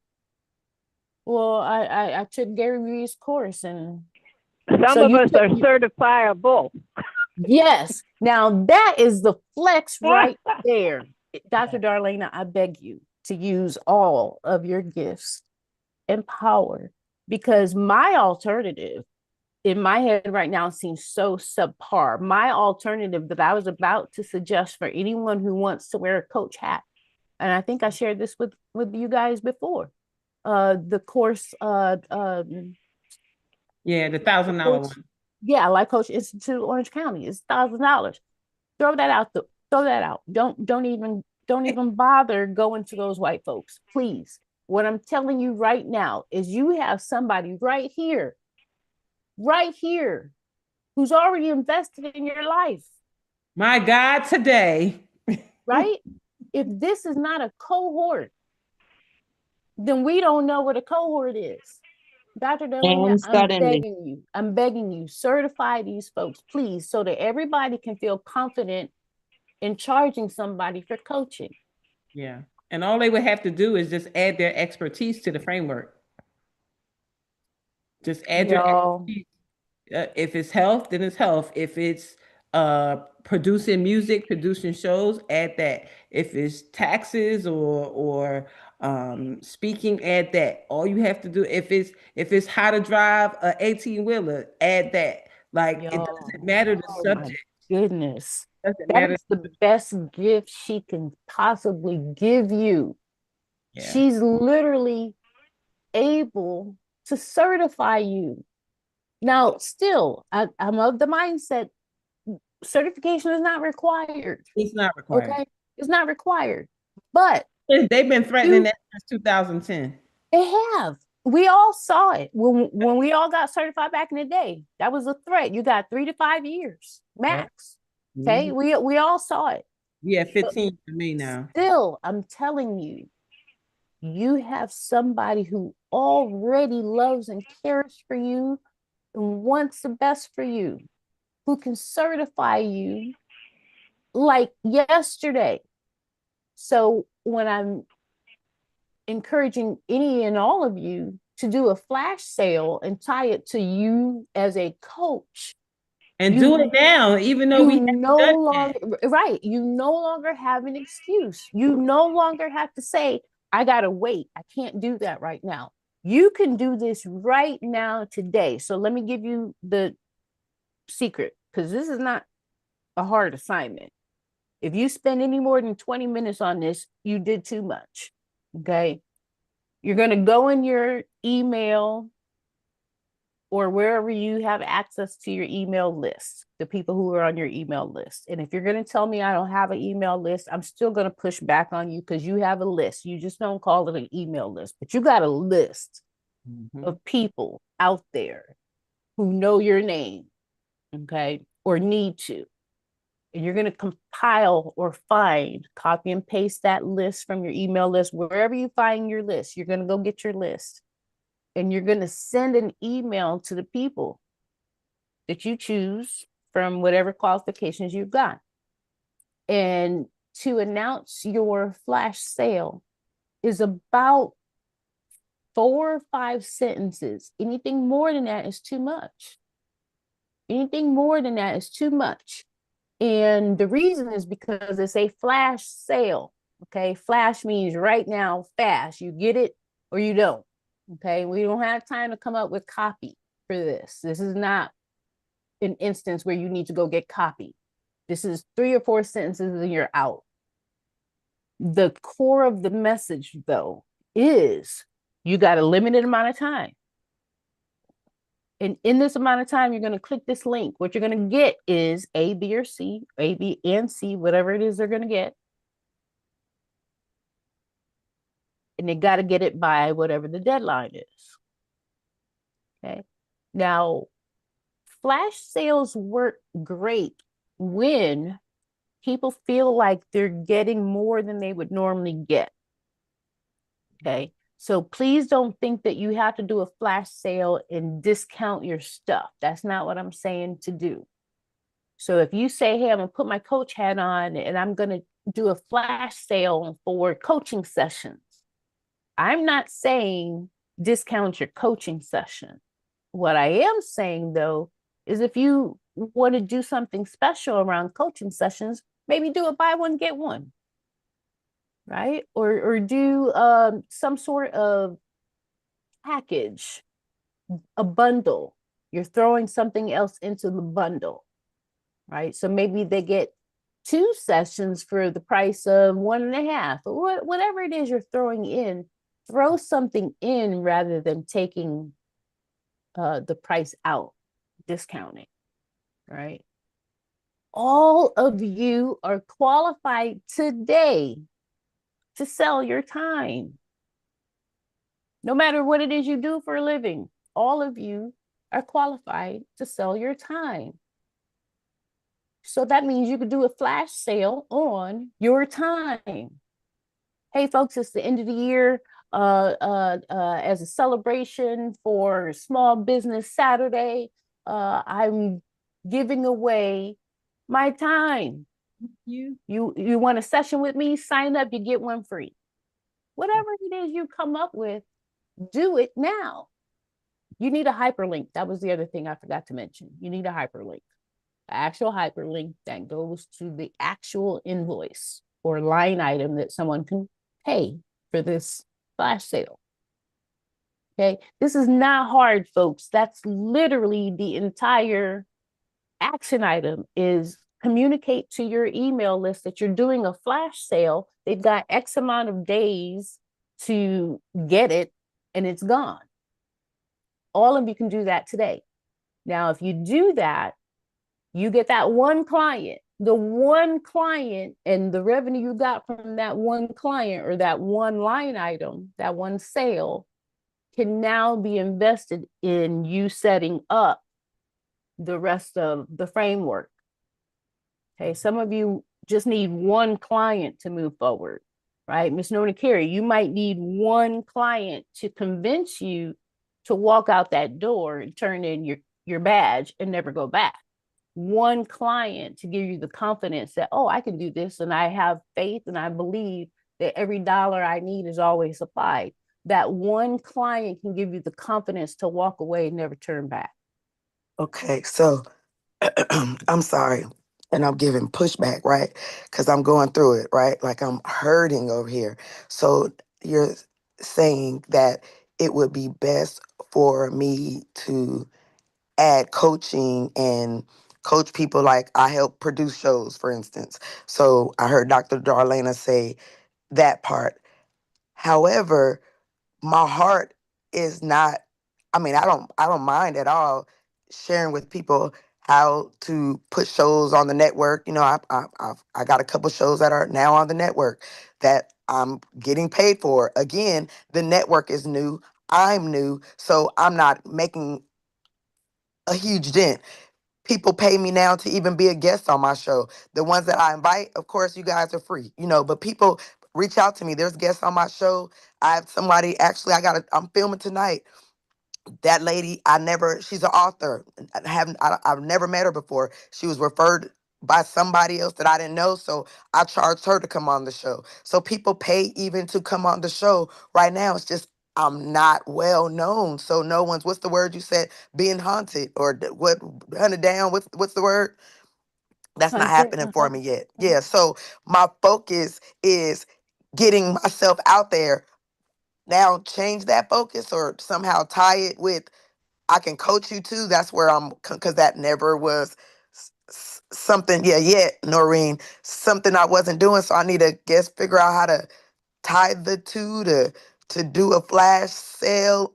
Because actually, I was with Darlaina for the last couple of days, and I was just saying yesterday or the other day that what I was gonna do is start offering the sponsorship because they're able to promote their business on my show. They can even just sponsor a show and just say they're sponsoring a show if they want to be a part of just saying they're helping a creative. They just feel good and they want to just donate to the cause so I can keep creating amazing content.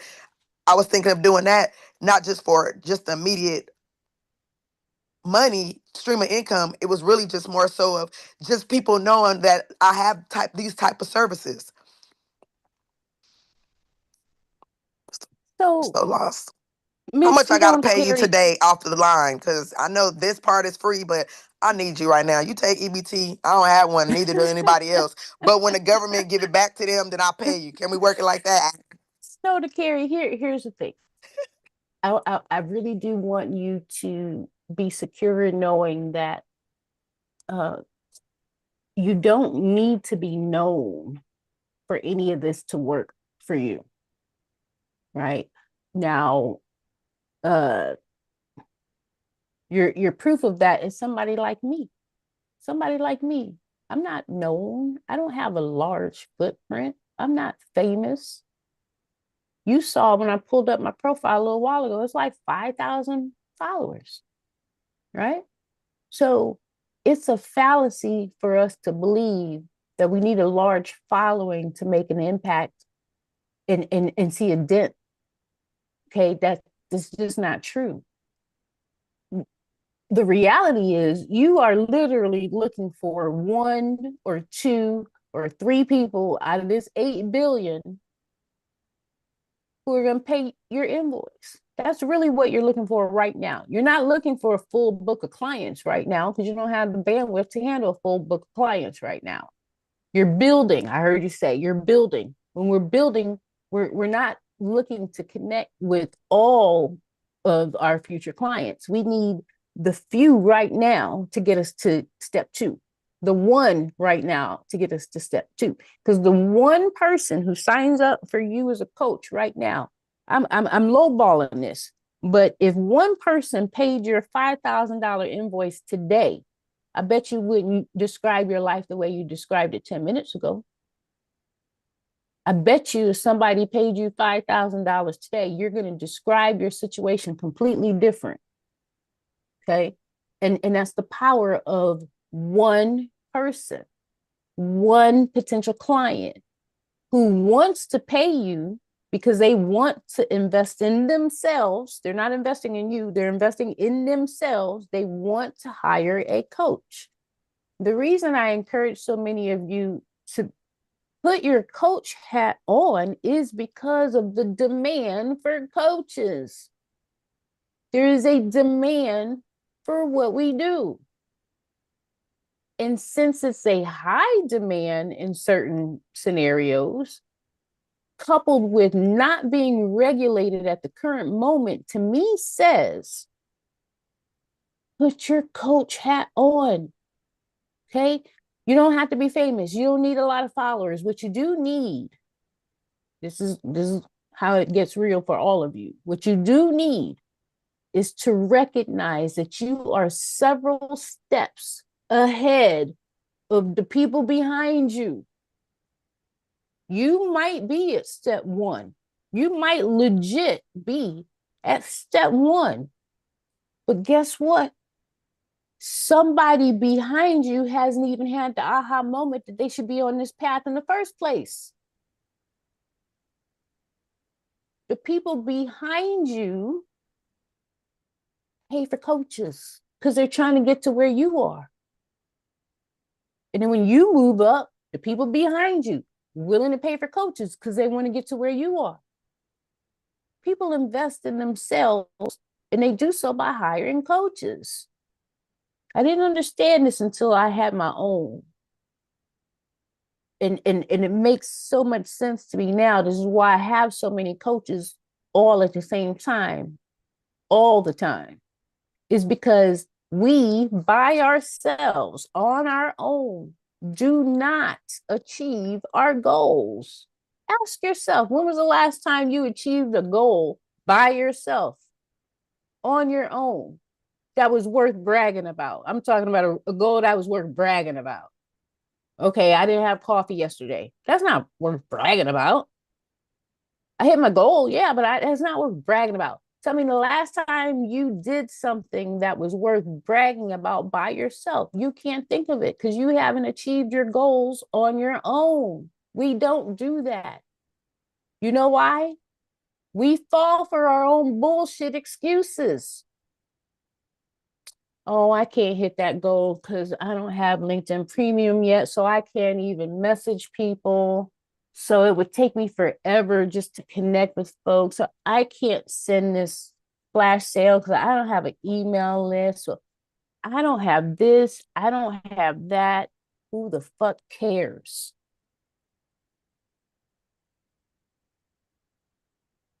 If you don't have it, who cares? If you needed it, you would have it. So the fact that you don't have whatever dollar amount in your head is required to move forward, that's our own bullshit that we believe.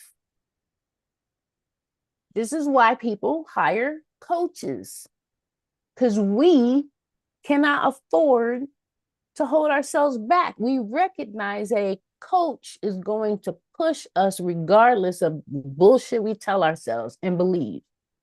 That's why people hire coaches. They want to actually hit their goal. You know how many people tell me their goals every day? Like literally, people sit on my phone every single day and spill the whole vision. Mm-hmm. I want to do A, B, C, and D. And next time I talk to you, I will have all this checked off. My book will be published. My clients are going to be there. All the things. And do you know, I will track somebody because they told me they're about to do it. So I'll track them, I'll follow. And sure enough, they said they were going to do such and such by such and such a date. I'm looking at the calendar. It should be done. Oh no, I didn't finish. Well, what happened? Well, such and such happened. I got distracted. Well, I had to pay this instead. Like the excuses for all the things we said we were going to do and didn't do. And that does not happen when you have a coach. It doesn't. Your coach holds you accountable. Not Coach Tawana. It don't happen. When you tell me at the end of our coaching session that when we meet next time, you're going to have A, B, and C done, I believe you. Mm-hmm. I believe you. Yeah. So Dr. Darlaina would tell you, I believe you so much that when you come to the next session, you literally come to the next session, you say, Dr. Swana, I didn't do my homework. Like that's the first thing out your mouth because you know, Mm-hmm. like you feel that weight because you told me you were going to do something. You know, I believed you. Mm-hmm. Right. Mm-hmm. But when people have that experience, they start showing up for sessions with their homework done. Absolutely. And it's not about disappointing me. It's they don't want that feeling again where they disappointed themselves and had to tell me about it. And you paid for it. And you paid. You paid to tell me that. You paid not to do the work. Right? So people learn very fast in working with a coach that it's one thing to identify your goals. I hear the goals every single day. People tell me the whole vision. Mm-hmm. But actually doing it is something different. So I encourage all of you to put your coach hat on because there are people out there setting goals left and right who want to invest in themselves to meet those goals. And there's a coach for everything. So even though I wrote down in my notebook that Ms. Nona Carey is clearly a podcasting coach, my caveat to that is Miss Nona Carey, when we spend a little bit of time together, Even though I don't technically have a podcast. Exactly. So we can niche that down even further because the podcasting world, I do believe that you can work in that space as a podcast coach without a podcast. The two are not the same. I do believe that. Now, what I also see though is the podcast coach role is still so general for you, Miss Nona Carey, that we need to spend a little bit of time to get it niched down even further.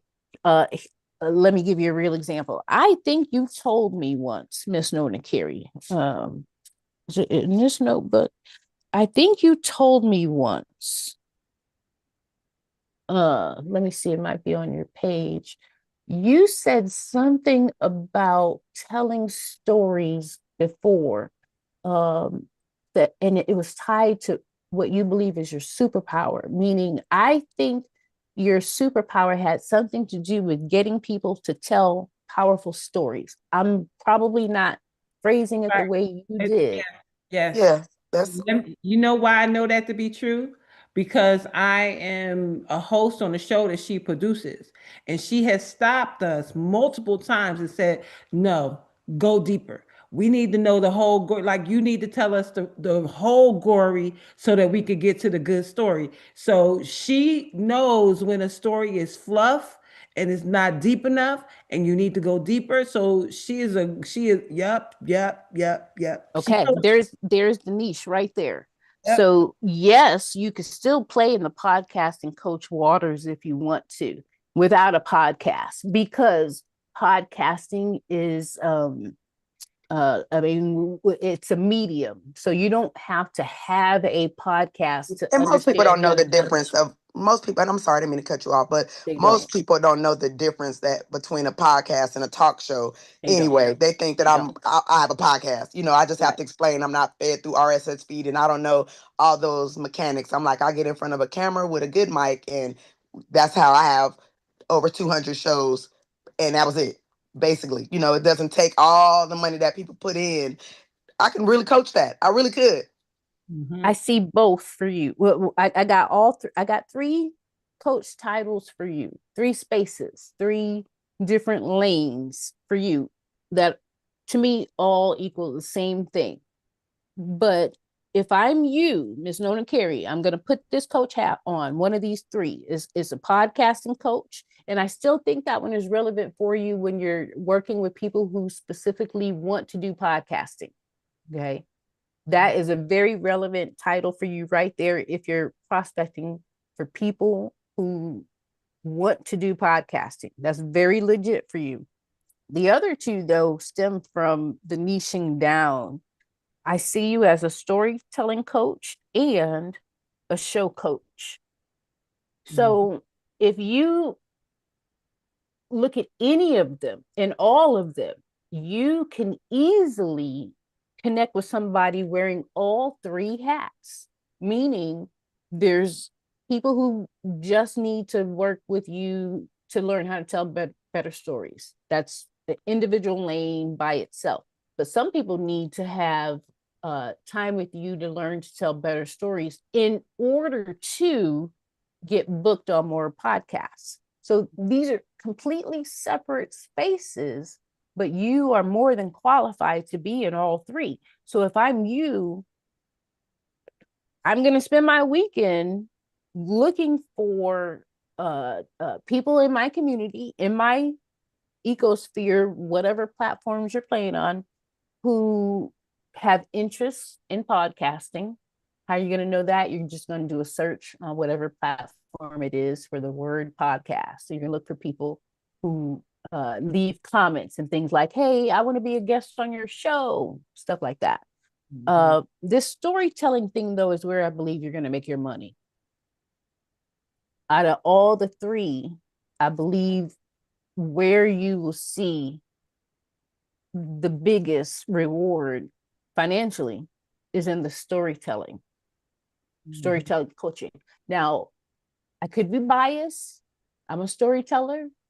I tend to gravitate towards people who tell great stories. So I want that for you because it's a revenue generator. Okay. Especially now. Oh, snap. Girl. Hold up. How many Black women lost their jobs this year? Is 300,000?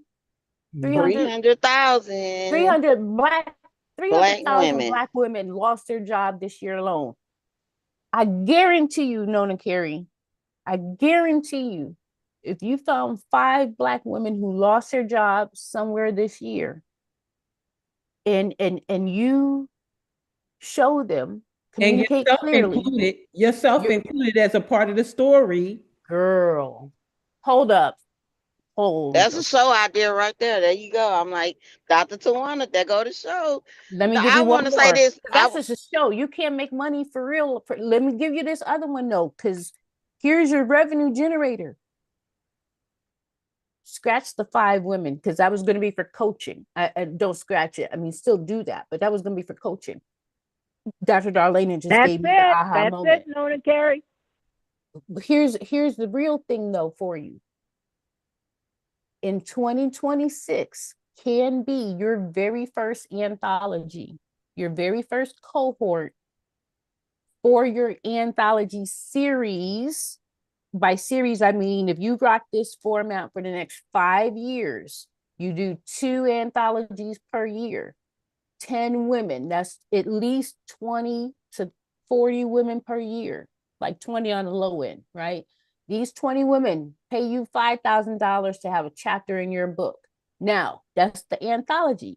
But if you take the anthology on the road twice a year, you do a book tour twice a year, because these women are going to be from all different cities around the country. So you pick 4 cities so that you go to these 4 cities every single year for this book tour. That you got at least 20 women with a chapter inside the book, and they all paid you $5,000 to be down with the program. But these women are going to travel with you to these 4 cities. You're going to have a meet and greet in these cities. You brought this cohort twice a year, every year, for the next 5 years. It's a series. It's an anthology series. And what's the series all about? Telling their stories. Okay? Telling their stories. Now, as somebody who, I thought I had it right here, but you all have seen one of my coaches, Coach TJ. I showed you. Mm-hmm. This is what she did. This is literally what she did. So I lost count somewhere along the line of how many books my name is featured in. Mm-hmm. I'm in her book. One of her books was an anthology. So good. And as a coach, the statistic says you only need to know 10% more than the person that you're coaching. That's it. And most of us know 90% more than the people that we're coaching. 50% more than the people that you're coaching. So absolutely, this is tea right here. This is tea right here. The people behind you, you are further along than the people behind you. That's your 10% right there. 10% more than the people behind you because you are a step ahead. You might be several steps ahead, but I'm telling you, the people behind you are the ones who want to be where you are. Yes. Okay. Now I saw Miss Bridget's hand first, and then we got Miss Tori. Mm-hmm. Y'all listen, y'all thought y'all was just talking to the owner, but y'all was talking to me too. I'm trying to find out some Black Friday offers I can offer something to get these people in the door because I'm a business coach. Cause Dr. Rose is about to appoint me. I'm grateful for this time. Mm-hmm. Thank you, ladies, so much. I appreciate y'all. Now, as a business coach myself, Miss Bridget, I'm gonna ask you to That's wear Tori. that hat. That's Tori. That's Tori. That's Tori. Oh, it sure was. Tori jumped up. It sure was, Miss Tori.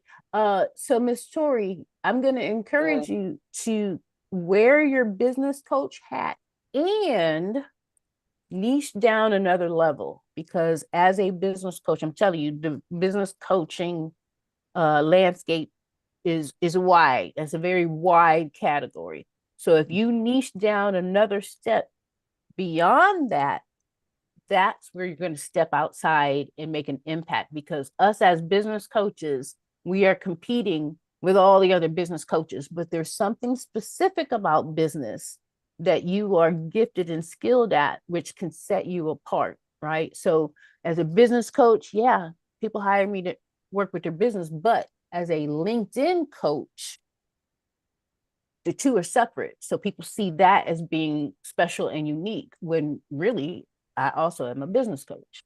Okay. Got you. I hope that helps. So It that does. was Thank you. Miss Tori. You're so welcome. And then Miss Bridget, and then Miss Noreen.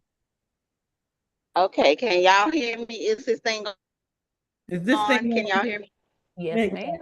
I'm I'm I'm in a little bit of banjo land, so let me know. Can y'all can hear me, Darlaina? Yep. Yes, we hear you. All right. Well, first I want to say thank you to Nona Carey for her vulnerability today and allowing her vulnerability broke a breakthrough for all of us. It really broke breakthrough. Um, her her speaking was a part of my prayer last night. So I've got nothing but confirmation. I just been sitting and listening and soaking it in because it's confirmation. Because when you get to that point where you on rock bottom, that's Mm-hmm. Up, she done clicked a out. good place to be. I have learned that once in life. Like, can y'all hear me? Yes, we can hear you. We hear you. I'm going. You hear me? Okay. Yeah. I'm in banjo land, so let me try to wrap this up really, really fast. Thank you, Dr. Tawana. Thank you, Nona Carey. You all have helped me niche down this morning what it is to put on LinkedIn. being honest, I was like, what am I going to focus on the LinkedIn page? Because I do so many things, but coaching showed up to me yesterday while I was driving. I had a book client who kept texting me about a problem that he is having. I told y'all about him. This guy's in prison, and I did his book. And he keeps having problems with his book. I know how to solve his problem, but he gonna pay me. I'm not gonna solve his problem without being paid, because he knows that he has to pay me. I know you're in prison, you got some money, you gonna have to pay me. And so I gave him what I could give him, but he knows he tries to play on my emotions yesterday. And I just flat out told him, you owe me for coaching. And he said, yes, ma'am, and sent me his login information to his stuff. Like, look, you gonna have to pay me, because but the blessing is Nona Carey. I really want to hone in. You have freed everybody in this room today. I don't know if you know that, but your vulnerability has freed a lot of women in this room today. And Dr. Darlaina Rose, my God, today, Doctor Darlaina Rose, your first session need to be, you need some desk in your healing house of roses. Put some desk in there. Cause I'm gonna show up for Thanksgiving with my desk on. I'm gonna bring my hat for my pupil hat. I'm gonna bring you an apple. Cause I want to be your first student. Okay. Okay. I'm My God, bringing you an today. apple. My God, today, girl, an apple. I'm bringing it. I love it. I absolutely love it. Too, I do too. I think, and that's what happens here. When you said we are people don't do the things that they say they're gonna do. Like, but when we are together, we do them. Mm-hmm. Do them when we're together. So it is important as we are together to do the things that we are discussing, right? Mm-hmm. And the biggest thing too is belief. So borrow the belief of the people in the room. Absolutely. We believe in you. We believe that you can be, do, or have anything. And when we're together, all you got to do is tell us and we own it. Like, I didn't know that these people was going to give me a house, but I had all of you cheering me on. Like, you could do it. Like, all of the work that happens in the background, all of the things that they tell you to do, all of the bells and whistles, and you got to send this ID. They asked me for my social security card. I'm like, who even got that? And then I remember I do got it. I kept it in my passport. But because I had all of you rooting with me, I'm like, yep, I'm gonna give them everything. I'm gonna give them everything. And then they got everything. The answer is yes, we get to pick the keys up. We get to create this space together. All of my Atlanteans, my ATLians that's here with me, we are gonna do this work together. All of you, like, Can you hear me? you a Mm-hmm. coach? Come to the Healing House of Roses and be a coach at the Healing. Come see your people at the Healing. Have them meet you Right. at your office at the Yes. Healing House of Roses.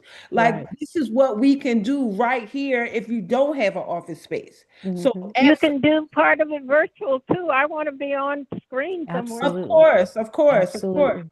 And most coaching is done on Zoom anyway. Mm-hmm. Most coaching is not in person. But if you so choose to do it that way, you have it every which way that you want to do it. So it's Mm-hmm. just really important to lean into what you know. Sometimes there's conversations that you can have with people that you don't need no books, you don't need nothing. The very first time that I was on the Life Changing Alliances call, they asked me a bunch of questions. I answered the questions. After I answered the questions, the host said, well, where are your notes? In my head. Like, what you mean? He said, she don't have no notes, y'all. She don't have nothing written down. And she just spewed out all of this stuff. So she know her stuff. So there's a subject that you know that you do not require any notes about. There's a subject that you could just flat out just sling the words out. So whatever that is, that's your thing. It may not necessarily be something that you went to school for. It may be something that you're just an enthusiast about. Like Leslie. Leslie's a damn skin geek. You send her a picture Mm. of a mark on your hand, and she'll tell you exactly what that is. I'm like, Oh, Les, wow. this looks like age spots or something. She says, oh no, that's eczema, girl. Just Oh, wow. get you some cream. She knows the stuff. Like she don't need, and she's constantly talking about what she need to go back to school for. Like, girl, you know you don't. Just talk. So Mhm. each of us had that. Each of us has that in something. Yvette is an artist. She could talk about the right canvases to use, the right paintbrushes to use, the right type of paint to use to get a certain look. And then they put resin on top of paintings so that the paintings are smooth, or they use some kind of spray and all that. Like that's not normal information that people know, but you know it so you can be a coach in it. So Mhm. this is definitely what everybody needed today. Mhm. Yeah, and just one other thing on that for any of you that are possibly stepping into the coach world for the first time. As my coach told me in my first coaching session, coaching doesn't even require you to know about the thing you're coaching. Because as the coach, what you're coaching to are your client's goals, which does not require you to know anything. The person who has to know something in this relationship is the client. The client has to know what the goal is. The client has to know what they can commit to between now and the next time we meet. The client has to know whether or not that goal is within their bandwidth. That's the framework. That's it right there. So you still don't even have to know something in a field to coach to it. What I'm simply telling you is we have just eliminated all of your excuses for why you haven't been positioning yourself as a coach. You didn't know that you could, right? We don't know what we don't know. So you can't blame yourself for that. Mhm. But now you know even more that you're qualified to create an invoice link for a line item so that people have access to you, whether that's they're getting access to your time or they're getting access to the result that you can create for them. Either way, I told you earlier that all of you are qualified to wear your coach hat. And now you see you are qualified to wear your coach hat. And if you're still in disbelief, I will see you in the cohort when you get certified by the Dr. Darlaina. Okay, because that's about to happen for you. Like, I know that's about to happen for you. So you really will have no more excuses.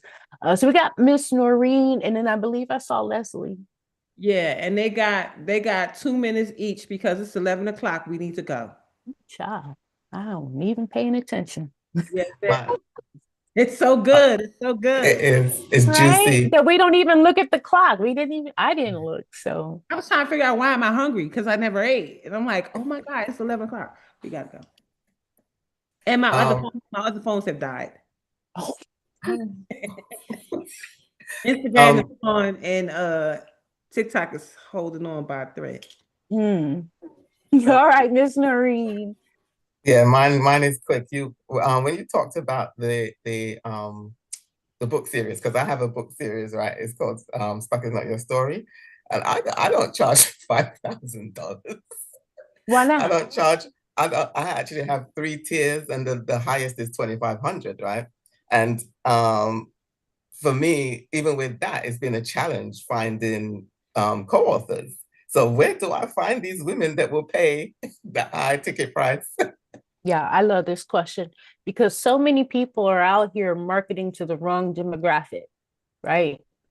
I had this conversation a couple days ago with a young lady who is convinced that she wants high level, luxurious clients.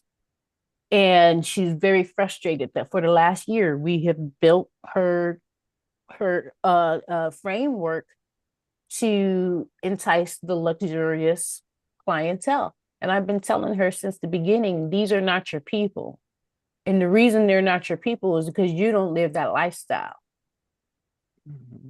And that didn't make sense to her then, because all she knew is these people have money.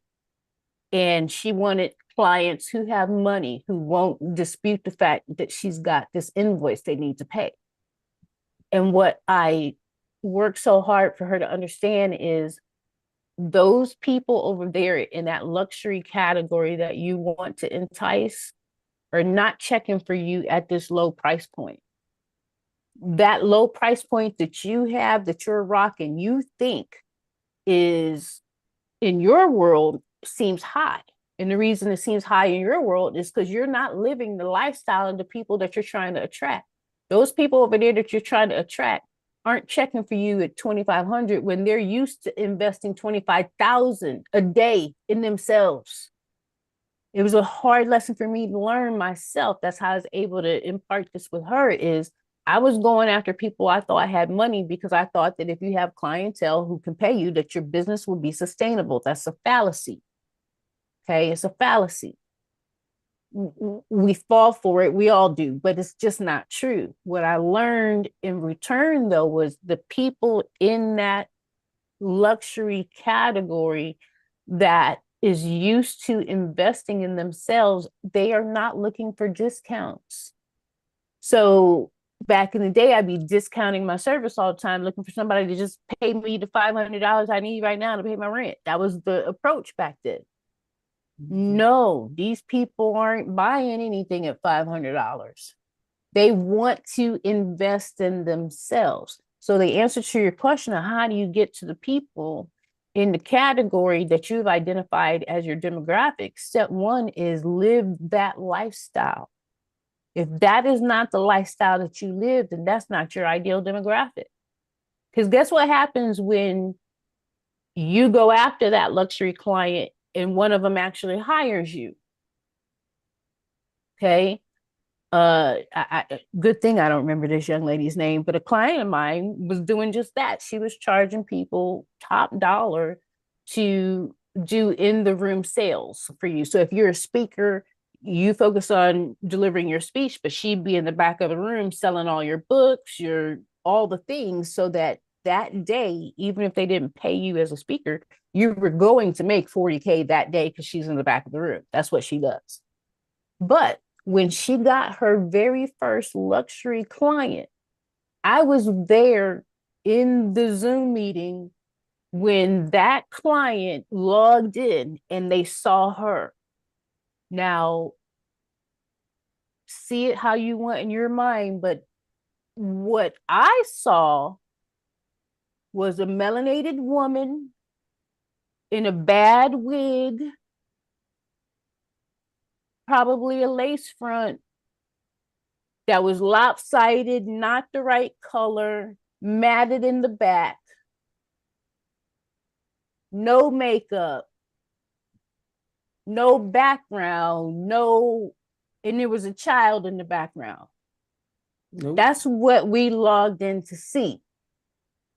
So you can't wonder why the luxury client is about to fire you because they just invested all this money into hiring you. And that's how she showed up. The woman got fired. The client literally fired her. And I thought to myself, well, how could you be surprised? Mm-hmm. How could you be surprised? You don't look like luxury. You don't live a luxurious lifestyle. You cannot relate to the people who live that lifestyle. So when that client showed up, they fired you because you were not on that level. Mm-mm. And you cannot maintain the optics. So when I'm telling you, step one is identify that that's not your client. That's not your demographic if that's not the lifestyle that you are currently a part of. I understand we're reaching for the stars. We want excellence. I get it.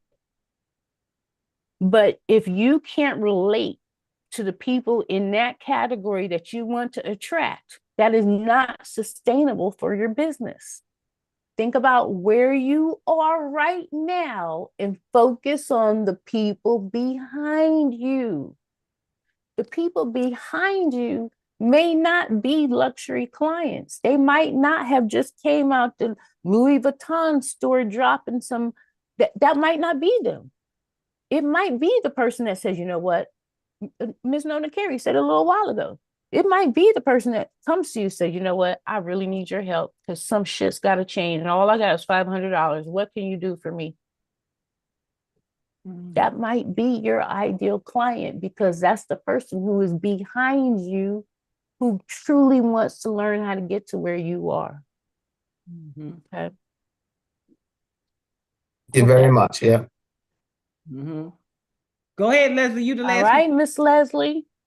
Okay, you answered a large part of what I was going to ask. My next question is the way you started the program with your initial share with Verizon. When you did that, I was like, oh my God, that's what I've been trying to figure out how to do with LinkedIn. So would that be the model we use to find our people to start coaching? Oh, for coaching. Absolutely.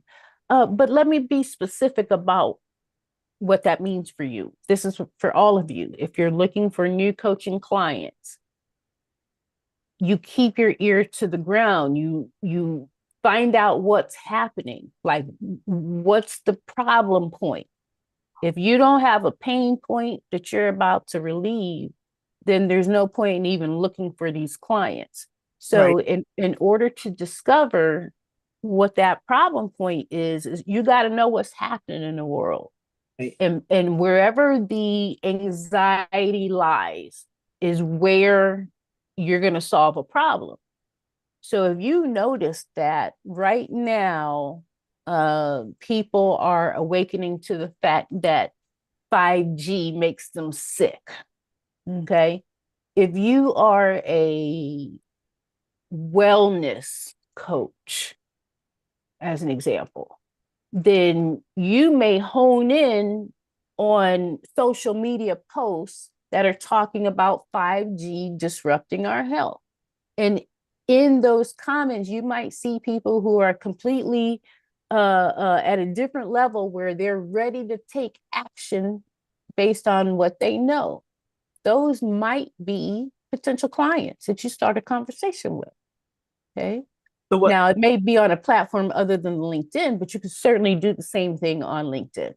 so what I have been tracking like forever is a lot of clients that I have, a lot of people that I have worked with in the past, they have left and want to leave their corporate jobs to come into the spa industry, open up spas, open up wellness centers because of the low entry, the low friction for entry point. So I was literally trying to figure out, Googling, trying to figure out how to reach out to these new people that these 300,000 women that have just been laid off that I know are going to want to come into our industry, into the wellness space, because they've been looking for this space anyway, like nurses and customer care and executives from Verizon. I've literally worked with these people in the past. So my thing was how that conversation, like, it looked like the way you did it in the morning, earlier was probably the way to do it. Just put in, when you were doing that, I was on my end putting in estheticians and cosmetologists, right? Because cosmetologists are wanting to bring in skincare into their world. That is a huge thing right now. I was working with two people who I'm taking through a program now to give them that experience. So my thing is, I didn't see it as profoundly as I see it today, listening to all that has gone on. Just tell me if the process is the way you started, is the way to reach them on LinkedIn. I want to be about reaching out to people. Absolutely. I think for you, The key here is that you're not looking for the 300,000 women that lost their job. Because Right. as soon as I heard you say that, it just felt overwhelming for me to hear it. Okay. So I can only imagine the weight that you carry with that, right? So let's discard that weight. You're not looking for the 300,000 women, you're looking for 5, Mm-hmm. which in reality is 3, which one gives you, one gets you to your goal.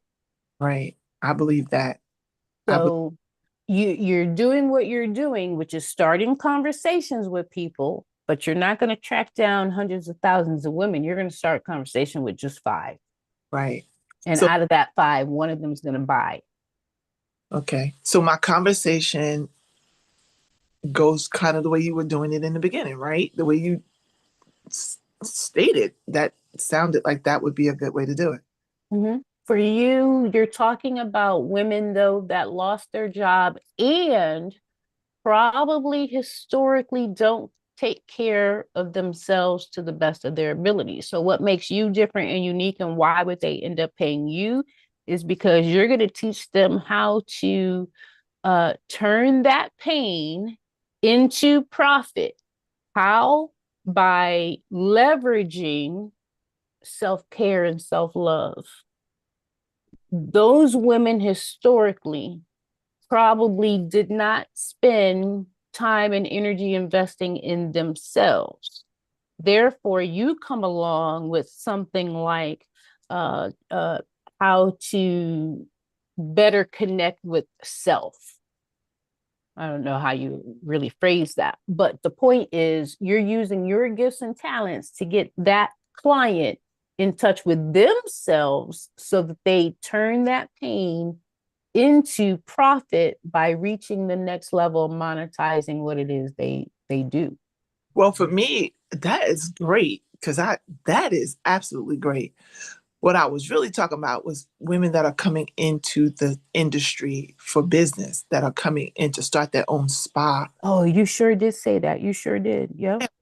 Just Uh-huh. describe very true.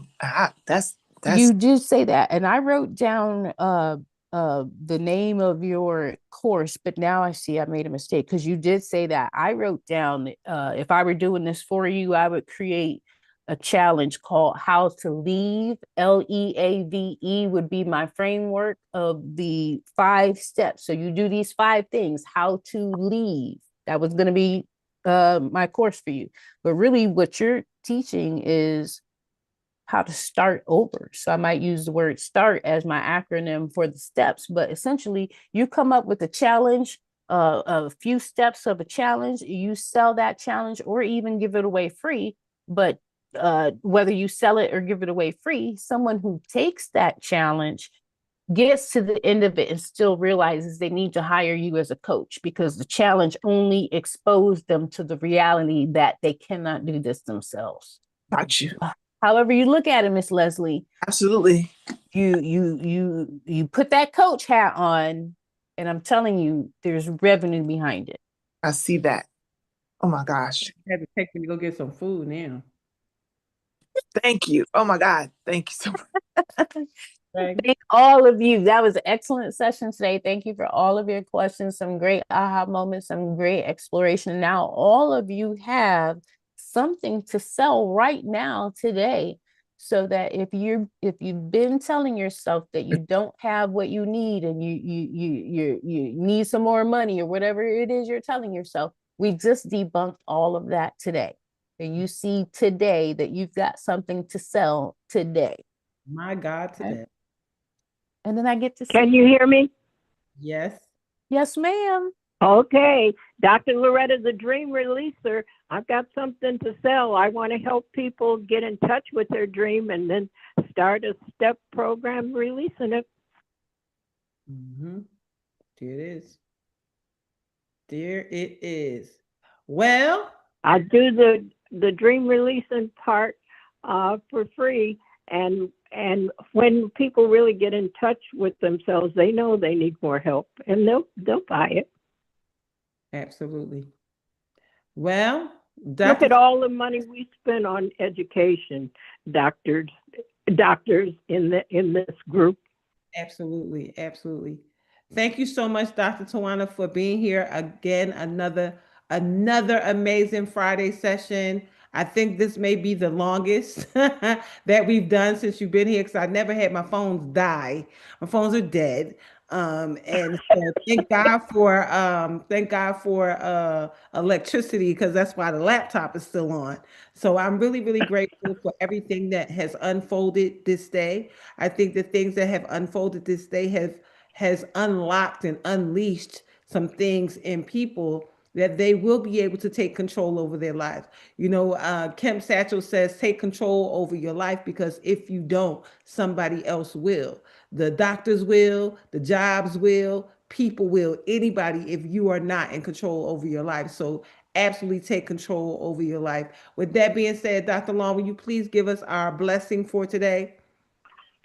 Yes, yes, yes. Everybody can hear? Yes.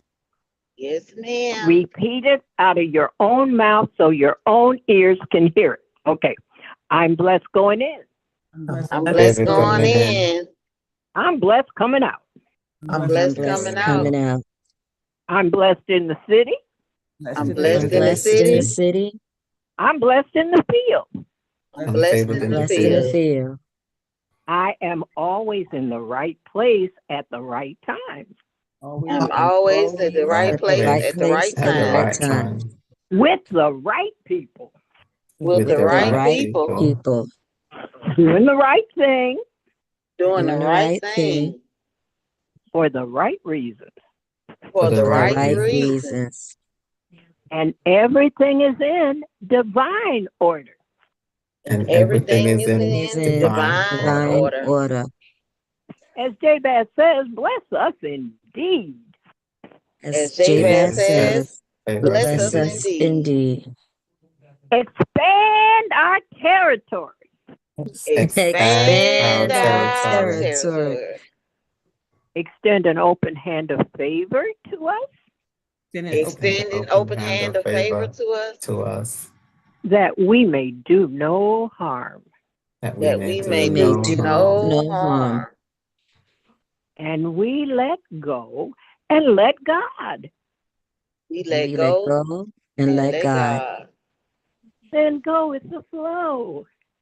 Go with the flow. And let the blessings and the money roll in.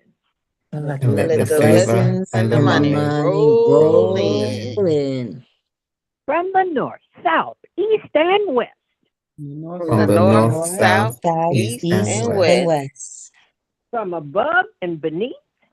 From above and beneath. From known and unknown sources. From known and unknown sources. Tell us about our money, doctor. We have supernatural, unlimited money. Sowing supernatural, unlimited things.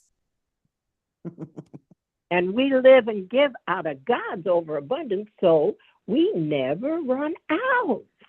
No. Never run out. Never run out. No. We always have more than enough. Always have more than enough.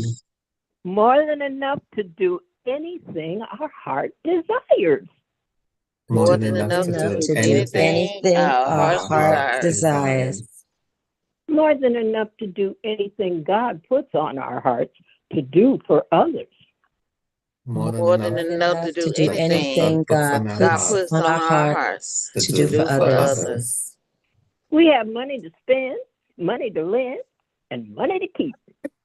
We have money to spend, money to lend, and money to keep.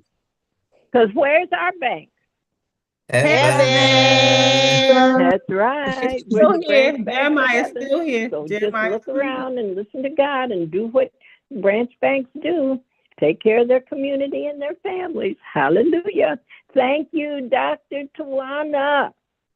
Amen.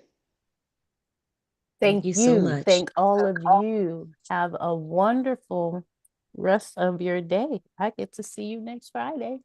Yes. Thank you, everybody. I'm so excited. I just can't hide it. Okay, bye.